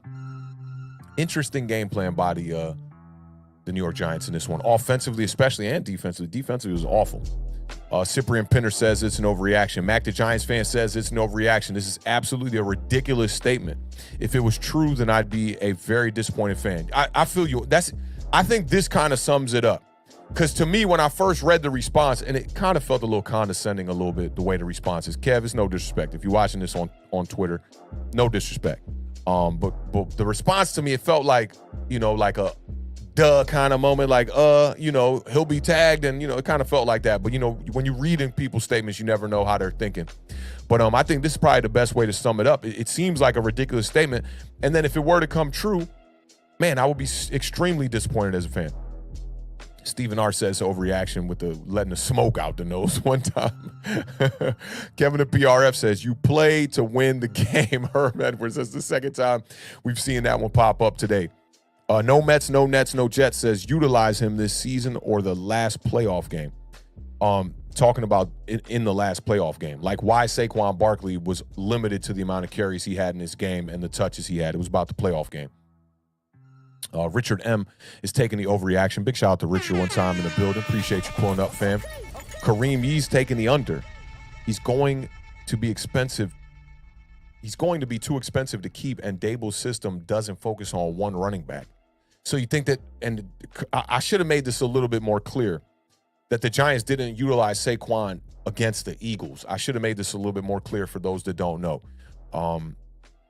If he's going to be too expensive, I don't think that's a reason to not use him in the playoffs and maximize your capabilities of trying to win another playoff game. This had NFC Championship game riding on it. Sean G in the building says, what's good, fam? Hope all is well, Sean G. Lou Mateo says it's an overreaction. Barkley was coming off injuries. They were being careful with him, as they should. I feel you on that. They were being careful. Barkley was looking healthy to me. Looked healthy to me. And, there's a saying from the movie The Program, are you hurt or are you injured? And the difference between being hurt and being injured is if you're injured, we're going to have to take you out of the game. If you're hurt, you can go out there and finish out the game. I think Barkley might have been a little hurt, definitely not injured. Let me see. Cage Havoc says, overreaction. Barkley started to break down mid-season. He was limited to preserve his health. Okay, I'm giving him out today. Y'all are getting the coins today. This is a good point. You're going to get 5 coins for this one, because what will be the point of preserving him middle of the season where you saw the touches were limited and then trying to ramp it up a little bit towards the end to not use him in the playoffs, to then try to use that as a reason to keep him for trade value next season? Yeah, I got to agree with that one from Cage Havoc. That's a great point. Chris P said, hella overreaction. Can't trade someone that doesn't have a contract. Yep, that was facts. And when I said, that was my first response, and he said, we're going to tag him, Chris Peace also says, they tried to run him into the dirt until defenses stacked the box and stopped him, making Kafka flip to page 2 in the playbook. That's facts. That's big facts. Cyprian Pinder says, first half of the season was Saquon Barkley's audition. Second half of the season was Daniel Jones. Will they pay both? I do think that a bit of the second half of the season was an audition for for Daniel Jones to see if he could put this team on his back while throwing the ball. I don't think that's a reason to abandon Saquon Barkley, but good point here nonetheless, Cyprian. I like this point here. LaMamba James says, I never saw a game that players looked scared and played like it. What did Dable plan for the game? This whole one game at a time doesn't work in the playoffs. We should have got hype playing the Birds. I feel you on that. Mobster says it's an overreaction. I'm trying to figure this out right here. We N divided E. Maybe it was a typo. I don't know. We'll see. Stephen R. said, he is our best wide receiver lined in the slot and out wide. Good point right there. Even though Isaiah Hodgins, man, he been a dog. Big overreaction, says bookend tackles. Nonsense. It had more to do with Barkley's shoulder injury and also the defense we were playing. But that's some DS. Maybe some BS. I'm not too sure about that one. Zach said, it's an overreaction because without Saquon, this offense went nowhere. And when you see what happens when Saquon's down, and you see what happens when Saquon's down. That's a good point. Sean G says it's an overreaction. Playoff football, they'd never even think about that. That's how I'm feeling about it. You know, I don't want to try to present some conspiracy here that like the Giants were trying to keep him healthy so that they could franchise tag him next year, but then trade him before the trade deadline. We'll see. You know, trade deadline happens only after 7 weeks, so I will keep this one in the bag. I'm a person who I'm a man of honor. If I'm wrong on something, I'll bring this back up week 7 in a Giant overreaction. It'll be a great one to actually look back at. So we'll see how that one goes. Mama James said the Giants threw this game. Chris P said Kev plays too much Madden. Let me see. Mobster Music says it's an overreaction. We need 26. Survivor Sam says it's an overreaction. He had over 1,300 yards rushing and 300 yards receiving.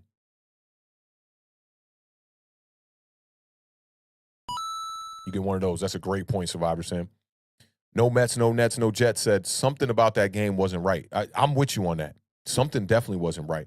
And to see the first game go like this and to have it play out the same exact way almost in the playoffs with everything on the line is really interesting. Shout out to Sparky Aries in the building one time. I don't remember seeing Sparky in the building. Big shout out to Sparky, man. Welcome to the fam, man. I hope you hit that subscribe button. We do this every Monday over here. This channel is split with my homie, who's a Commanders fan. It's called Awthentik in the Beard. He's the beard. He's the Commanders fan, obviously. You see, I ain't got too much going on up here in the goatee. But we do content 4 days a week, man. So if you dig in the vibes, man, hit that subscribe button. Rock out with us. We got a great family over here, a real unbiased chat. And you know, the community is very respectful over here. That's the one thing I love about this thing that we all built here together. It's an amazing community, man. So big shout out to all of y'all tuning in today. Let me see. John Falcone. John Falcone's got 2 babies in his hand in that profile picture, and he's ripped in the picture one time. He looked like he'd been doing curls with the 2 little babies right there one time. Big shout out to John in the building. Same goes for you, man. We do this content 4 days a week, man. If you appreciate the vibes, man, hit that subscribe button one time. He said he's taking the under. That 35 attempts against Houston fatigued him, and I think they didn't want to burn him out going into the playoffs. Now, that is a good point. I do think that the 35 attempts did fatigue him a little bit, but we can't forget that the Texans game was back in the middle of November. That was November 13th. It was the 1, 2, 3, 4, 5, 6, 7, 8. It was the 10th week of the season because we played Houston coming out of the bye, so we can't forget that. So Saquon Barkley has now had 9 games. 8 games since. So I don't know. If it's just a little shoulder injury, that's something that's, you know, can heal pretty fast. Should be ready to go by the time we got to the divisional round here against the Eagles. But I do think that's a good point. I mean, I think Saquon was getting burned out a little bit. I do think that. Big shout out to John in the building, man. Y'all welcome him to the fam with some biceps one time. And same thing goes for Sparky, man. Y'all send some biceps their way. Send some conversation their way. Appreciate them pulling up today. Let me see. Real people's taking a push on this one. That's the smartest play would be to take the push. Wait till week 7 next year, week 8, whatever. See if Saquon's traded, and maybe this could make some more sense. You know what I'm saying? I like that. That's a smart move. Let me see here. Zach says the Giants can franchise tag Saquon Barkley because it would be only $10 million, and why would you want to get rid of your best player? That's how I kind of look at it. I don't know why you'd want to get rid of your best player, but if you saw the press conference today with Joe Shane and Brian Dable, I'll bring up some of these points on the screen again for y'all that some of the beat writers talked about here. Pat Leonard said this one, which I thought was really interesting. And let me get the comment off the screen so you can see it, Zach, if you missed it. Giants GM Joe Schoen asked if he believes Daniel Jones can win a Super Bowl, says in his answer, we're happy he's gonna be here. So that looks like they're leaning towards bringing Daniel Jones back. Did he slip? A lot of people don't know if he slipped up on this one. Said Jones would be here. He goes back to his early general statement. But interesting. Very, very interesting. I agree with Pat Leonard on that. Dan Duggan said that came away from Shane's presser 100% convinced Daniel Jones will be back. Expect Saquon back as well, but Shane did not speak as definitively about him. I think that's a good point. And Giants Insider also asked Joe Schoen about Barkley, and he quoted this, and Shane said, I would like to have him back, but we have to work with his salary cap rules. That but is very interesting right there to say, but we have to work with the salary cap rules. Need to step back and take emotions out of it, because this reminds me of something that Will on Twitter says a lot. He goes by 27, I think, on Twitter. He's always talking about how Saquon Barkley is like the mascot for this team. And I will say, I took that as like kind of disrespectful when he used to say that a lot. I've since then kind of came down off the stance of it being like disrespect, because he's tried to explain himself to me on multiple occasions that he just means like they make Saquon like the face for the franchise, for the kids to be able to rally around this player, you know, the superstar of the team kind of type vibes.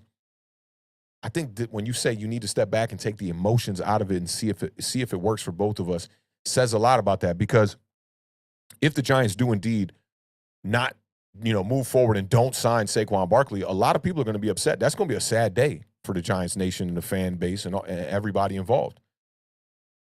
Maybe he's leaning towards something here. Maybe he's not. We'll see. Saquon Barkley did say in his press conference after the game that, you know, he's not trying to reset the market, you know. So we'll see. I would love to see Saquon Barkley back in blue. I think he's an important piece for this team moving forward. For how many years? I don't know. That's the thing. Running backs do tend to wear down. We do know that. So we'll see how that goes. Crypto Moves sent in the 420 super chat per usual. Appreciate that, fam. And Crypto Moves says it's an overreaction. The game sucked. Hopefully for NYG, one time in the building, 26 days. I feel you on that. I'm right there with you, man. That's exactly how I feel about it. And Crypto Moves is responding to the statement that was on Twitter from Kev Grades Cards. And we highlighted this one on the screen. Let me get this back to normal here. Oh, we also got a super chat from the homie all the way from Hawaii one time. Shout out to Behind the Fiends one time. Says, aloha. So I know this is going to probably get me some hate, but let 26 walk, go in the draft, and add another running back to complement Breida and go get T. Higgins. It wouldn't get no hate from me. I don't know about the people in the chat, but that wouldn't get hate from me. I would want to see Saquon Barkley here on this roster, but for the people who think that, you know, might be a better idea for him to walk, I respect that opinion. I definitely respect that opinion. LaMama James said it. If we lose, and Behind the Fiends, yo, definitely appreciate you pulling up these last couple of streams, man, and supporting this channel. That's major for us, man. Thank you. Definitely appreciate that. LaMama James says, where'd that one go? He said, if we lose Quan, I'm probably going to lose it. Cyprian Pinner said, it's not that we lost, it's how we lost. Definitely not the same team from the last few weeks. That's true. And we can't overlook the defenses that we have played the past couple of weeks, man. Like that, the Indianapolis Colts were clocked out. And the Minnesota Vikings, we played them 2 of those last 4 games, or whatever it was, 5 games. Worst pass defense in the league all year long. I think they finished 31st in the league by the end of the season. Let me see. Crypto Move says, but also the family man, clean-cut guy. Saquon has those values you don't see on the field. Not a thug, not a knucklehead. Ownership says he stays, he stays. That's facts. I'm with you on that, too. Carl Wilkinson in the building one time. Says, what up, G-fam? Appreciate you pulling up, Carl. Real People says, it'll be the same way like when we lost Odell Beckham. Yo, that was one of my worst days as a New York Giant when I woke up and saw Odell Beckham was traded. And to me, it was one of the most stupid moves Dave Gettleman could have done, because then you draft your quarterback the following year in 2019, and now you got no weapons. Y'all neglect the wide receiver position in the draft for the following 2 seasons. All you bring in is Darius Slayton in the 5th round. I don't know how I could handle another day like that. Definitely not going to hate on people who think that that's a move, but that's going to be another sad day in New York Giants Nation if we got to deal with Saquon Barkley not coming back. It'll feel just like Odell Beckham. Carl Wilkinson said, can't let 2-6 go. I feel you on that. Let me see here. La Bamba, y'all know I'm so used to Richie Valens and La Bamba. La Mamba James said Quan made DJ better, not the other way around. I can 100% agree with the first portion of these two statements, and I'll take the push on the second one, because I do think that when you got a quarterback like Daniel Jones who can run read option and, RPO and things like that, the kind of damage that he can do with his legs, it helps your running back. It won't set the pace for your running back, but it does help your running back. So I can say that Daniel Jones helped make Saquon a little bit better this year, too, with the way that he was running the ball, 700 yards on the ground, 7 rushing touchdowns. I think it helped. Fob Blizzard said, where can I watch the Shane press conference? I didn't see it on the Giants channel. So it was live on Giants.com, which was kind of strange, actually. And they didn't stream it on their YouTube or their Twitter page. I think if you wait long enough, it'll come out and it'll be on the Giants YouTube page later tonight, I imagine.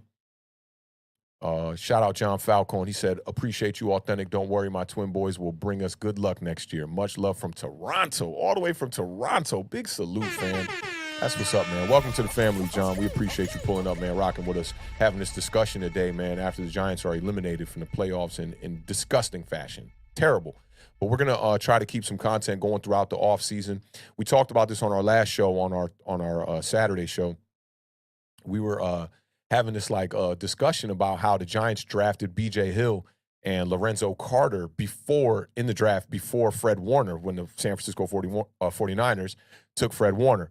And we know draft stuff is hindsight, but we thought it would make for a good discussion in the offseason to kind of keep things, lively in the offseason when there's no games, to talk about, positions that the Giants were trying to address in the past and teams that got the better of that in the draft. We thought it'd make for an interesting show. So we're gonna try to keep content going. We normally do it 4 days a week. It'll probably simmer down a little bit in the offseason, but don't forget to check us out tomorrow, 7 p.m. We're going to be doing a recap. We cover the NFC East. The name of this channel is The Best Division in Football with Awthentik and the Beard, and we cover the NFC East. So we're going to go over all the games that factored into the NFC East, which was the Dallas Cowboys and the San Francisco 49ers and the Eagles game. We're going to go a little bit more in depth with my partner, the Beard, one time in that game as well. So make sure you pull up for that. And then Thursday, we'll be doing a preview show, which will probably only feature the San Francisco 49ers game versus the Eagles, because that's the only NFC East-based game. But not solidified on our schedule yet as far as Thursday goes. We did shows on, man, we've been streaming so much. We did show Saturday. We did show Thursday, then Saturday, then Sunday, and then today we're doing the Giant Overreaction. We're already 2 hours, 38 minutes in, and tomorrow we'll have a show as well. So make sure you pull up and just keep your eye on the community tab, man. We're going to be doing a lot of content definitely coming up. Stephen R. said that Stephon Diggs wants out. Watch. I don't agree with this. I played ball. I was like that. Like that energy that Stephon Diggs, showed you in that game. For those of y'all that missed it, he was kind of on the sidelines, like bucking at Josh Allen, while Josh Allen was just like looking at the clipboard, looking at the tablet like this. And Stephon Diggs is kind of over there just like, yo, dog, like, what's going on? I was wide open, bro. And I was that guy. I don't think it necessarily means he wants out. What better situation could you go to? There's a couple, Chiefs. Man, I don't want to see Stephon Diggs go link up with Patrick Mahomes and Travis Kelce. That would be ridiculous. I think he'll stay there, but that Bills game showed you got to build around them a little bit more. If Josh Allen had a better running attack with that team and maybe another weapon, you might want to look at upgrading the tight end position. Like Dawson Knox has been pretty good, and he's great red zone threat, but very touchdown dependent. I think you could upgrade the tight end position and maybe bring in another wide receiver. Jonathan says T. Higgins is Kenny Galladay 2 years removed. I don't know, man. For me with Kenny Galladay, I think the hip injury might have been more than Dave Gettleman and the Giants front office thought.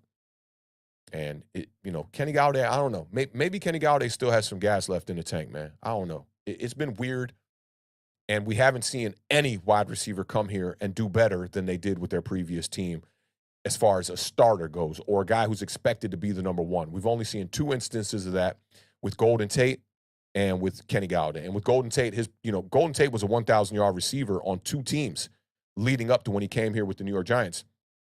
with Detroit and Philly, became a free agent. We signed him, $30 million deal. Never really lived up to it. I think he got like just over 500 yards that year with Daniel Jones, and that was in that was 2019, I believe that was, right? 2019 and 2020, I think that was. And with Galladay, just we never saw the chemistry, ever. Like, let me tell you what bothered me so much about the Galladay situation. Him and Daniel Jones, like, never got chemistry, right? And I was at that game, week 2, at Washington. For those of y'all that don't know, I live down here in Washington, D.C. on North Capitol. And I was at that game at FedEx Field, right? And you saw the whole debacle on the sidelines with Kenny Galladay screaming at Jason Garrett and screaming at Daniel Jones. When Daniel Jones ended up getting hurt that year, the first time you saw a back shoulder fade completed was with Mike Glennon in the game. It really rubbed me the wrong way. I'm just like, why can't these guys build the chemistry? It really bothered me. And you just never saw it get clicking with Kenny Galladay. And the relationship just seemed like they don't even seem like they like each other, you know? And maybe it just got off on the wrong foot week 2 in Washington. And Kenny Galladay is kind of like, you know, Kenny Galladay in press conferences earlier this year struck me as a guy who has extreme confidence when he said, I'm supposed to be out there. I should be on the field on all snaps anyway. And maybe that's kind of attitude that he has towards a guy like Daniel Jones, and Daniel Jones just never really got down with him. There'd be times where he had the one-on-one matchup, Daniel Jones wouldn't even look his way. So I really don't know. I don't know if T. Higgins is Kenny Galladay 2 years removed. I don't think T. Higgins is a number 1, though. That's the other thing. I think T. Higgins benefits from having a guy like Jamar Chase over there. That's facts. Bub says, I want Marcus Peters on our defense. That could be a move. I know we got to address linebacker, though. That's major. Linebacker is going to be a major. First place we need to address is going to be linebacker, if you ask me. AJ Nick said, hello, the Giants shifted to 11 personnel second half of the season, but our wide receivers are not that good. Yeah, and we shifted to 11 personnel, and we've ran extremely well out of it. That's what's crazy about it. Why they abandoned that towards the end of the year, I don't know. I really don't know. But look at the way that the Giants closed out the second game against Washington. It was all out of 11 personnel with Saquon Barkley in the shotgun and just ran 3 straight draws right at him. They couldn't stop it, So I don't understand why they abandoned the run towards the end of the season. I mean, maybe those, I know that the Vikings were the 31st ranked pass defense, and that lent towards you throwing the ball a lot, especially in the first matchup. But when you saw that didn't really work towards a victory, let's say, it worked, but it didn't get us a victory. I thought they would go back in the playoff game, go back to the drawing board and rely on the run a little bit more and have more of a balanced attack. I think Daniel Jones threw it 42 times in that first Vikings matchup, if I'm not mistaken. My man Chris P said, keep 26, get Deuce Vaughn from K-State, probably a good 4th, 5th round pick. And he says he borrowed that from Doug Analytics. Doug Analytics is awesome. I recommend everybody go follow at Doug_Analytics on Twitter. Straight up numbers directed towards the New York Giants situation. Every now and again, you'll see him pop up here in the chat too. Good dude, man. I really respect Doug Analytics and the work that he puts in for the Giants community. Is awesome work. So definitely go follow him on Twitter. I don't think he has a YouTube channel, but he has a Twitter page at Doug_Analytics. Make sure y'all go check that out. Let me catch back up. Shout out to Behind the Field, the Fiends one time in the building for the $5 super chat. Definitely appreciate that, fam. Says inexperience and the media hyping them up a little too much lost us the game. And he said, you're welcome. I'm a fellow YouTuber. Got to show love to one another. That is facts. I'm going to do you the favor right now. I'm going to go to my YouTube and subscribe to your channel. Let me see. And we'll search. I'm going to look for your logo. Yep, right there. I like y'all logo a lot, too. That logo's fire. And then what I'm going to do here, too, is I'm going to put your channel in the chat so y'all can go show some love to Behind the Fiends. Looks like an awesome channel you got going here. And Behind the Fiends is in Hawaii. Remember I told you, go check out my homie Damon at Rick's Jerk. You're going to have to Google what island they on, but great food. I think they're like in a revamp right now. Definitely go check them out.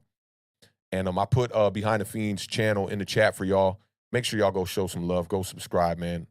Because Behind the Fiends been rocking out with us now for like the past couple of weeks and showing a lot of love. Been supporting with a lot of donations as well, too. We definitely appreciate that, fam. Let me see. I got to catch up here.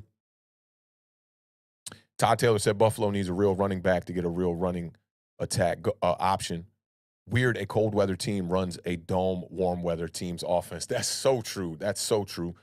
Chris P said, check out Doug Analytics mock draft after the stream. That might be worth a whole episode by itself. I definitely will check that out. Shout out Independent Outsider one time. Yo, appreciate you pulling up, fam. Eagles fans can't win with class. We'll be back. Outmanned, but I see the plan. Dave's build Giants to beat our division. Coverage inside linebackers, number one wide receiver. Two most important things we got to fix on this team. Yep. And, yeah, our fans aren't classy either. I'll say that too. We got a lot of classy fam in this chat. But as far as on Twitter, man, like, it's disgusting. all NFL fans across the country are just like, yeah, it's bad. It's bad. And maybe we're just seeing the worst of the worst when it comes to Twitter, because it seems that Twitter is a community that's built on people who want to respond to things that they disagree with. And then it gets to, name calling and all that stuff. I saw Giants. Let me tell you what, and I was going to use this as a Giant overreaction, but I just thought it would be extremely silly. I saw a Giants fan say, what's better than watching a Dallas Cowboys playoff loss? I was like, I don't know, maybe a New York Giants playoff win? Maybe. It's people be so focused on the wrong stuff. Like, I'm the one fan that I'm not focused on what goes down with Dallas unless they playing us, right? Or unless it comes down to last game of the season, we need them to lose and we need us to win the division. Okay, I'm obviously going to pray for a Cowboys loss when it matters. At the end of the day, I'm not looking at the Dallas Cowboys focused on them losing. Like, that's going to make me feel better about my New York Giants losing a playoff game. Or the Philadelphia Eagles. I would have loved to beat the Philadelphia Eagles in this game because it was a head-to-head matchup for the NFC East in the playoffs. Those are the games I want to win. I'm not scared of neither one of those teams, and what they do, it don't matter to me. It really don't matter to me. But shout out to Independent Outsider, man, dropping some gems here. Inside linebacker is definitely super important. Number one wide receiver. Joe Shane talked about this in the press conference, and he pretty much said, look, I know we need a number one wide receiver, and we're looking to bring in any players that are going to help this roster out, but I'm not going to go out there and just reach. This has to be a team fit. So we'll see how that goes, I think that for the success of Daniel Jones, you need a number one wide receiver here to make this offense click just a little bit better. And if I had to make a guess, I think Daniel Jones is going to be back. But shout out to Independent Outsider nonetheless. And Behind the Fiends sends in the $2 super chat, says, sorry, I had to elaborate. Higgins would help Hodgins. That's facts. Hodgins is looking like a guy who can definitely be a number two. Some people have been telling me, he's a number three at best. I think Hodgins could be a number two. Right now he's facing the best corners, and he's getting those matchups against the best corners on teams because people are starting to, he's on their radar now. But Isaiah Hodgins coming off that 100-yard game, I talked about it on our Thursday preview show. I said that if Hodgins gets shut down in this game, that's not going to yield well for the New York Giants offense. And they shut him down. 2 receptions in this game, just 3 targets on the day. So I definitely agree with you on that. Pairing him with a guy like Higgins would be awesome. I definitely agree with you on that. Definitely agree with you. Independent Outsider sent in another one as well. Can we get Pittman from the Colts? Heard crazy rumors. If them rumors you hearing are true, I would welcome Michael Pittman Jr. over here with open arms. He is a dog. Great wide receiver. He's been dealing with bad quarterback play over there too with Matt Ryan and with Carson Wentz. What's the other kid that they had? The backup, Sam Ellinger. And then they had Nick Foles come in there and play a couple games. And Michael Pittman's been solid. My co-host, The Beard, put me on to Michael Pittman right when he came in the league. And Pittman's been a really good wide receiver, man. I would welcome him. I think he's on the cusp of being a number one. He can be a number one for sure. But appreciate that $2 super chat too, Independent Outsider. That's major love right there. Shout out Behind the Fiends one more time. Says, I appreciate that, fam. I'm retired military and just tried my hand at being a small film reviewer. Thanks, I went to art school. That's what's up. I wasn't sure if your channel was film reviews or what. That's what's up, man. I'll definitely check you out. I'm a big, I'm super into movies. I saw this movie yesterday that was like a Korean film converted with Asian or American overdubs on it. And it was pretty dope. It was called Homunculus, I believe is what it was called. Pretty decent. I definitely recommend it. It's on Netflix. It's about this dude who pretty much opens up some like using the other 90% of his brain that he doesn't use after he like pretty much gave up on life. It was pretty decent. Kind of got a little weird towards the middle of it, but it was a pretty good movie. But I'm big into movies. Behind the Fiends, let me know. I'm going to keep at me in the chat. Do at Awthentik and the Beard in the chat. When you tell me your favorite movie. And y'all can do that in the chat too if y'all want. Tell me your favorite movie. My number one movie still till this day is The Matrix. That's my favorite movie. Like that concept to me is just amazing. And I'm a big fan of those mind bender movies. I love Vanilla Sky, Eternal Sunshine of the Spotless Mind. Memento was really awesome to me. What other good mind benders did I like out there? Donnie Darko, that was another one of my classics. I'm also a big fan of like stoner flicks too. I like stoner flicks. So me and my girl always watching those kind of movies. Yeah, and comedies. Big fan of comedies when but Matrix, number one. I see Five Blizzard said Goodfellas one time. That's what's up. Yeah, Goodfellas is a fire movie. Definitely. Rest in peace, Ray Liotta. Goated. That's probably my favorite Ray Liotta movie too, was Goodfellas. That was awesome. Usual Suspects, awesome.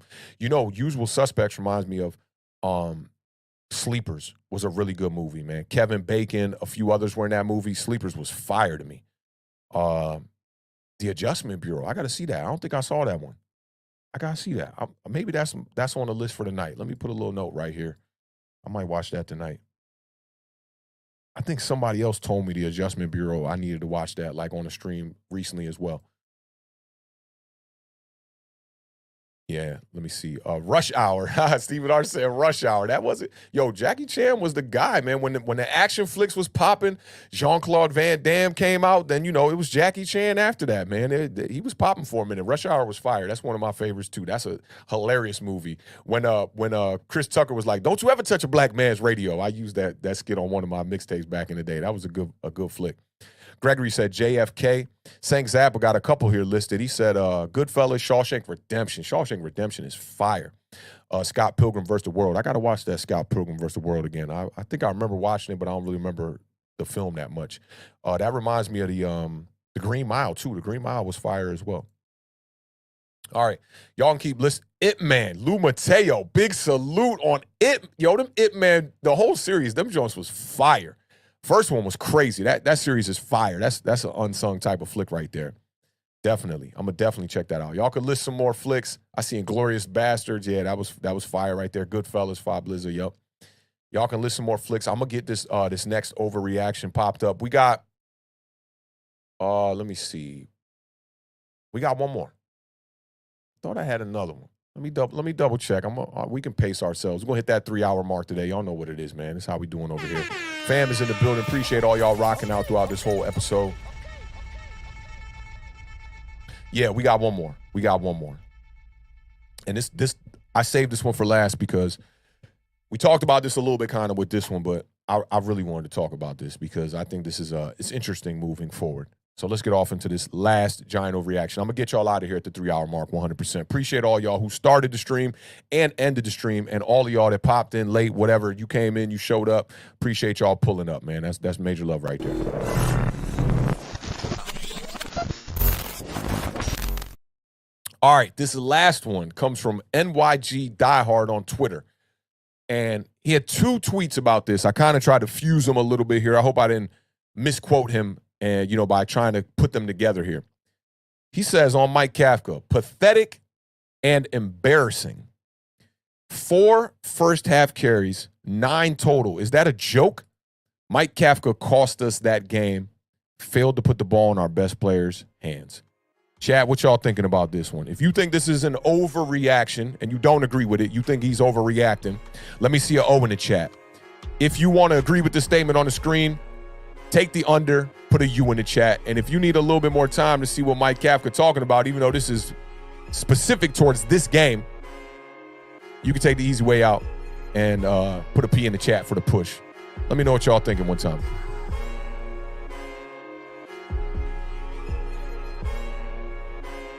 Yo, I cannot wait to eat after this stream, yo. I've definitely built up an appetite on this stream.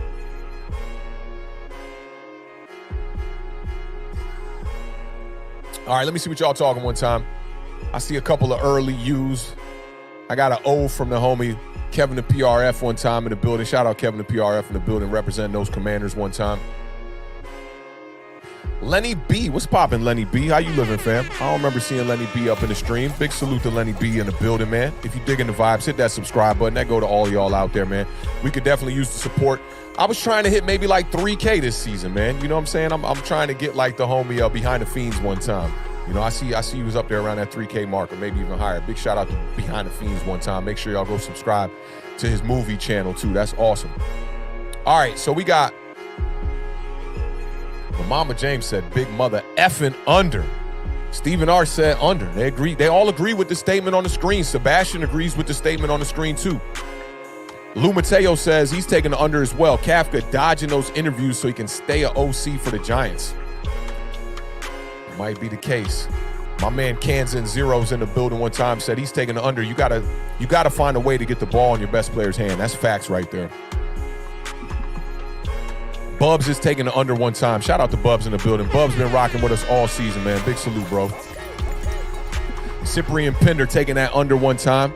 40 Luck said all the coaches, but taking the push. I like that. I like that. Respect that answer right there. Independent Outsider says it's an overreaction. The whole team lost this. Okay. AJ Nix agreeing with the statement on the screen, taking that under one time. Jonathan Studios says it's an overreaction. 40 Luck corrected it and said, matter of fact, he taking the under. Okay, I like that. Jonathan Studios says it's an overreaction. The roster didn't improve from the wild card game. Eagles are just that better than the Vikings. That's facts right there. I can't disagree with that. Five Blizzard said dinner options, Chinese or Mexican. If I got to choose between those, I'm going Mexican. I had some tacos earlier this week. Shout out to my lady, yo. Blessed me with some tacos, man. I could do some tacos again if you're listening, love. We could do whatever right now. The stomach is growling. Definitely worked up an appetite in this 3 hours. But I'm more of a Mexican fan over Chinese for the most part. But if I got to go Chinese, I'm probably doing like some sesame chicken or I used to like that sweet and sour chicken vibe too. That was definitely a vibe for sure. If you come out here to DC, make sure you pop in and test out some Yums carryout. Yums got some fire carryout. And Rhode Island Express, it's in the hood, but they got some good carryout as well. Let me see. Yeah, everybody is definitely doing some unders. Gregory took the under one time. Behind the Fiends, back to the movies, I believe. My favorites is Wolf Cop. Ooh, I never seen Wolf Cop. I'm just going to take a screenshot of this right here just so I got this whole thing. I can look at all these movies. The Blade Runner series, I got to get into those, man. I haven't really gave those a chance. I'll keep it real. Blade Runner. Wesley Snipes, okay. First Friday is fire. Me and my girl just watched the First Friday just like a couple weeks back. Wolf Cop, I got to check that one out. And anything B horror movie. Okay, that's what's up. Appreciate the suggestions there, too. Let me see what else we got here. Mac the Giants fan take the push on this one because Barkley didn't get nearly enough carries, but the defense also allowed this game to get away from us quickly. That's the one reason I thought about taking the push, too, because defensively, it was awful. You could place as much blame on Wink Martindale as Mike Kafka. I mean, they both had horrible game plans coming into this game. Bookend Tackle says it's no reaction. Won't say it cost us the game, but definitely should have ran the damn ball, knowing our weaknesses in the trenches and lack of a wide receiver number one. That's facts. Shout out Bang Bang Niner Gang. Still in the building, man. Big salute to Bang Bang Niner Gang. Rocking with us today, man. We got some 49ers still left in the playoffs right there, man, trying to get that W next week. Yo, best of luck to y'all, man. I hope y'all get that dub, yo. He says, overreaction because nobody cost them the game because they never had a chance. The big laughing emoji. Sorry, y'all, but it's true. He's dropping facts. He's definitely dropping facts right there. Independent Outsider says, not saying Kafka's play calling wasn't trash, but the defense was our man. That's facts right there. Shout out Todd Taylor one time in a building says, Barkley is our most explosive weapon, running or receiving, and we ignored him. Taking that under. I'm with you on that. Stephen R. said, whoever was playing ping pong in those videos for like 5 videos getting cut. I feel you on that. Respect. Real People says he taking the under one time. My man Chris Peace in the building. Parking lot peace, as my man the Beard would say. I want to say under, but I kind of feel like it's a little bit of an overreaction because the talent mismatch was palpable the entire season. Eagles have been legit all season. That's facts. Only one loss under Jalen Hurts, man. He was 14-1. The one loss coming to the Commanders. That's a good point right there, Chris Peace. Bubs with the biceps in the building. James Funk, my man James Funk. You already know you get the loud air horns one time, man. Vibes. Holding us down over there on Facebook. He says Stevie Wonder knew to give Saquon the rock. Stevie Wonder could have seen that, huh? I feel you, fam. I feel you. Survivor Sam says he's taking under. He had some good runs when he ran. Yeah, he did, man. That big run. A lot of people saying that he should, 2018 would have Saquon would have broke that run to the house. I think that is a pretty good assessment.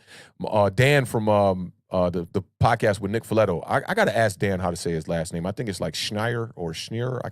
I know it's not Dan Snyder, but he showed a run from 2018 where Saquon, man, the burst when he went through that hole, bro. He was running so fast, bro. Definitely faster than what we saw on Saturday in that big run. So, but I posted one. I always like to play devil's advocate, so I posted one for 2018 against the Dallas Cowboys where it looked like he should have broke it, and he didn't break the run. So maybe 2018 Saquon breaks that. We don't know. Shout out John Falcone in the building one time. Says he's taking under, but it feels like Philly had that ball forever in the first half. It was ridiculous, man. And I'll tell you why Philly had the ball that much in the first half is because the amount of 3-and-outs that the Giants had on those drives. So you could say that, maybe the running game could have helped some of that. But I think every one of the drives by the Giants was a 3-and-out in the first half, except the first one. So the first drive, we had 8 plays, turnover on downs. Then you had the interception on the second play, and every other drive was a 3-and-out. So, yeah, I mean, the Eagles definitely dominated time of possession, not only in the first half, but in that entire game.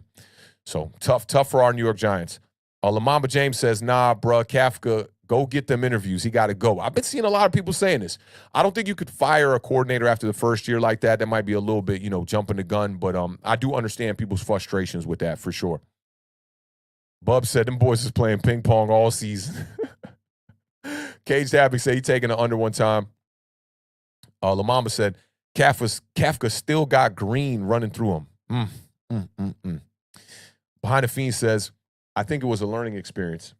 And to learn is to fail first, as I used to tell my soldiers. That's facts right there. I always go off of a Gary V quote, not to top this quote, because this is a really good one. Fail first. That's amazing. That's how you learn. To learn is to fail first. I'm going to keep that one in my bag. The one that I took from Gary V that I always say a lot is whoever fails the most wins, because that shows you who's not going to quit. So, this is the first year. I'll give him a little bit of a pass here, just a little bit. Let me see. Independent Outsider said, shrimp quesadillas as we speak. Bless that. My stomach just growled a little bit more. Big shout out to Independent Outsider one time. AJ Nick said the defense was too soft. Why so much zone? I don't know. I really don't even know. And even when we were getting our ass kicked in that game down by 4 touchdowns, they just didn't adjust. I didn't get it. I really didn't get it. Kareem Yee says it's an overreaction. He only calls the plays the players didn't execute. If you're talking about making adjustments, then yeah. The play calling, the game plan is a bit, I do weigh in the game plan. I understand this opinion, though. Most definitely respect this opinion. Shout out to Kareem Yee one time in the building. Let me see. The Mamba said, I don't want no ex-Bird staff in this organization. Big shout out to Lamamba James, man, in the building. I'm glad you could catch this live, Lamamba. I know you comment on the, the videos after the fact a lot when you can't catch them live, but it's good to see you here live, bro. Good to see you in the building. Let me see what else we got. AJ Nick said the only safety blitz we ran, Hurts fumbled. That's a good point, too. We really, really needed to send some blitz, and we didn't. I talked about those blitz numbers on Jalen Hurts earlier, and he's much worse when he's got the against the blitz. He's much worse. Bub said that General Tso chicken one time. Yeah, that's fire. Cyprian said Kafka is staying unless he gets an offer that he can't refuse. And I know he's getting some job offers. I just don't think he's going to take a job coaching as a head coach this fast. I just don't think so. That it would be abrupt to me. Let me see what else we got. Any other response? Fob Blizzard said the first Friday is a classic, but Friday after next is low-key funnier. You saw Stephen A. Smith today, man. He was doing his Pinky vibes and whatnot, man. The second one is hilarious. Yeah. The first one, the script is better and the overall movie is better, I think, but the second one definitely got some more like laugh out loud moments, man. Like that second one, no locked doors. The neighbors, bro, them dudes was hilarious. And then Pinky was hilarious. Roach was hilarious. Rest in peace to Roach, too, man. He was in Kids back in the day, too, man. He was a skater. Rest in peace to him. He was a good dude. But, yeah, the second one definitely had some great moments. Behind the Fiends taking the under, you got to establish the run to open up the RPO to play action. That's how I'm feeling about it. I don't know if I'm going to take the under or the push. I'm waiting to see how y'all finish this one off here. We breached that 3-hour mark, man. Big shout out to y'all. Stephen R. said LT would have broke all the ping pong paddles. Yeah, that's facts right there. 40 Lux said, we have all those running backs on our team and we don't use them. This should have been a running game, control the clock, etc. Then hit them over the head with Slayton. Big facts. Big facts. Big facts. Fob Blizzard said, Kafka did an amazing job. He had not one wide receiver 1 or wide receiver 2 to work with. Yeah, that's true. It didn't stop him all year long from executing and getting us to 9 wins. So I think he could have relied on the running game a little bit more in this game against the Eagles for sure. But it's hard to not say he didn't do an amazing job this year. That's facts. Let me see. Just catching up with y'all. All right. No Mets, no Nets, no Jets said Friday after next is the 3rd. That's true. Solid Christmas movie. So for me, it's Friday after next that was the one that was more funny. Or next Friday. Sorry. Next Friday was the one to me that had the one-liners that was funny. Friday after next is probably the worst one in the series to me. Still pretty good, though. Still go Friday, the first Friday, over all of them. Yeah, Joe Dominic said Friday after next is a Christmas classic. Yeah, I feel you on that. Yeah, Five Blizzard said the 3rd one's funnier than both. All right. You're going to make me go back and watch the 3rd one. You know, what was the dude? He was the host of Comic View that played the dude who was like the dude who was breaking into the house, the thief. I forget his name. I want to say that was like Ricky Smiley. That's who that was. I think that was Ricky Smiley. Shout out Bang Bang Niner Gang. He said, fun fact about the game, Hurts averaged 1.9 yards per drop back when the Giants blitzed, 9.1 yards when they played zone. Ooh, confirmed stat. Oof, yeah, man. And I talked about this one going into the game. I talked about Jalen Hurts against the blitz. The completion percentage was like 50, in the 50s. It jumped up to the 70s when you don't blitz him. And the passer rating went from 94, jumped up to 106. And look, this is more confirmation from Bang Bang Niner Gang. So y'all got a better front four than the New York Giants. I don't know if y'all are going to have to blitz as much, but you might want to send some blitzes Jalen Hurts' way to try to capitalize on that and, leave that game with a victory. Again, best of luck to y'all, Bang Bang Niner Gang. I definitely appreciate y'all pulling up, or appreciate you pulling up and rocking with us, man. So I want to wish you luck, man. I ain't no hater over here, man. Your team is your team. Hope you've been rooting for them 49ers for a long time. I don't know if you're over there in the Bay or not, but again, man, best of luck to your 49ers, man. It should be a good one. But it looks like most people took the under on this one. We had some overreactions there. Mac, the Giants fan, said the 3rd Friday was his least favorite, personally. I'm with you on that. I'm going to go back and watch it, though, just because of that. And I did watch it recently. It was on something recently. I watched it. I thought it was all right, though. It wasn't a bad movie for sure. But as far as this one on the screen here, was it pathetic and embarrassing? Yes. Four first half carries, 9 total. Is that a joke? It's not a joke. I agree with you on that. Mike Kafka cost us that game. The one part that I will say I disagree with is Mike Kafka cost us the game. His game plan cost us the game offensively. It definitely, didn't give any advantages to our offense, but I don't think that was the thing that cost us the game. I can't look back at this and say Mike Kafka literally ruined the game, and if he would have ran the ball, we win. So that's the one thing I don't agree with. He did fail to put the ball in our best players' hands. I agree with that. All in all, I'm not going to take the easy route out and take the push. I'm going to go ahead and just take the under. I agree with the statement on the screen. I think it cost us the game to an extent. Let me see what Steven Artis is saying here. He said, not to be dark, but y'all know the white boy on Friday after. Yeah, I know. We do know. That's the homie Roach, man. Yeah, Roach, he was a skateboarder, and he was in Kids, which is another classic. I don't know if you ever saw Kids, but classic movie. He played, what was his character in Kids? Because Telly was the main character in Kids. And he was the one that was pulling the boosh in the bodega and whatnot. Put the 40 in his sock. He taught it. We used to try that as kids back in the day when we were watching that movie Kids. Because I'm a big skateboarder, man. I grew up as a skateboarder and was heavy into skateboarding in the early era of street skating. Movies like Mouse Trilogy, Shorties, and all that. He played Casper. Appreciate that, Beard. Appreciate that, Lou Mateo. Yup, he was Casper. Great movie, man. Great movie. Solid flick, man. Rest in peace to Roach, Casper. I forget his real name, but yeah, he's a legend. He's a legend, man. Definitely a legend. But appreciate all of y'all, man, pulling up for this edition of the Giant Overreaction. This was a vibe, man. Make sure y'all pull up tomorrow, man. We're going to talk about these NFC East games a little bit more in depth, man, and, talk about the San Francisco 49ers versus Dallas Cowboys game. I know my homies like Gregory, Kai, all y'all want to show up to see the Beard bring them burnt flowers. He was right on that. I was one game back going into this weekend. The Beard definitely got up 3 games on me. I went 1-3 this week. He went 3-1. So I think he's going to take that playoff championship trophy as far as the records go. If y'all want to try to continue some of this discussion, as far as the Giants go, you can join me on Twitter. That's my handle on Twitter. It's just @Awthentik, AWTHENTIK. Definitely appreciate all of y'all again, man, rocking with us. This was a vibe. I don't think this is going to be the last Giant Overreaction of the year. I'm going to try to find a way to sustain the content throughout the year, and maybe we do some Giant Overreactions here and there, at least like once a month. But make sure y'all pull up to Awthentik and the Beard Show, Tuesdays, Thursdays. We still doing that vibe. I'll at least do another Giant Overreaction on Monday. And, because I'm still kind of trying to figure out the schedule of how we want to approach the offseason as well. But I definitely won't leave y'all hanging. So I will do a show. I'll do a show on Monday, even if it's just for an hour. Rock out with y'all. We'll at least do the Giant Overreactions until the Super Bowl's over, and we'll focus on some of these other games and talk about any Giants news that comes about. We'll try to bring that to y'all attention and minds. Y'all give me just as much information as I give y'all, so I appreciate y'all, man, rocking out with me. This is definitely a family vibe over here. Y'all know what it is. Shout out to Behind the Scenes one time, man, for the last $2 super chat of the day. He said, "Get the F out here, Day. You too, Slim Shady." I feel you on that, man. That great vibes, man. Great movies, man. Great movies. Behind the Scenes Fiends, make sure y'all go subscribe to his channel. We put the link in the chat earlier.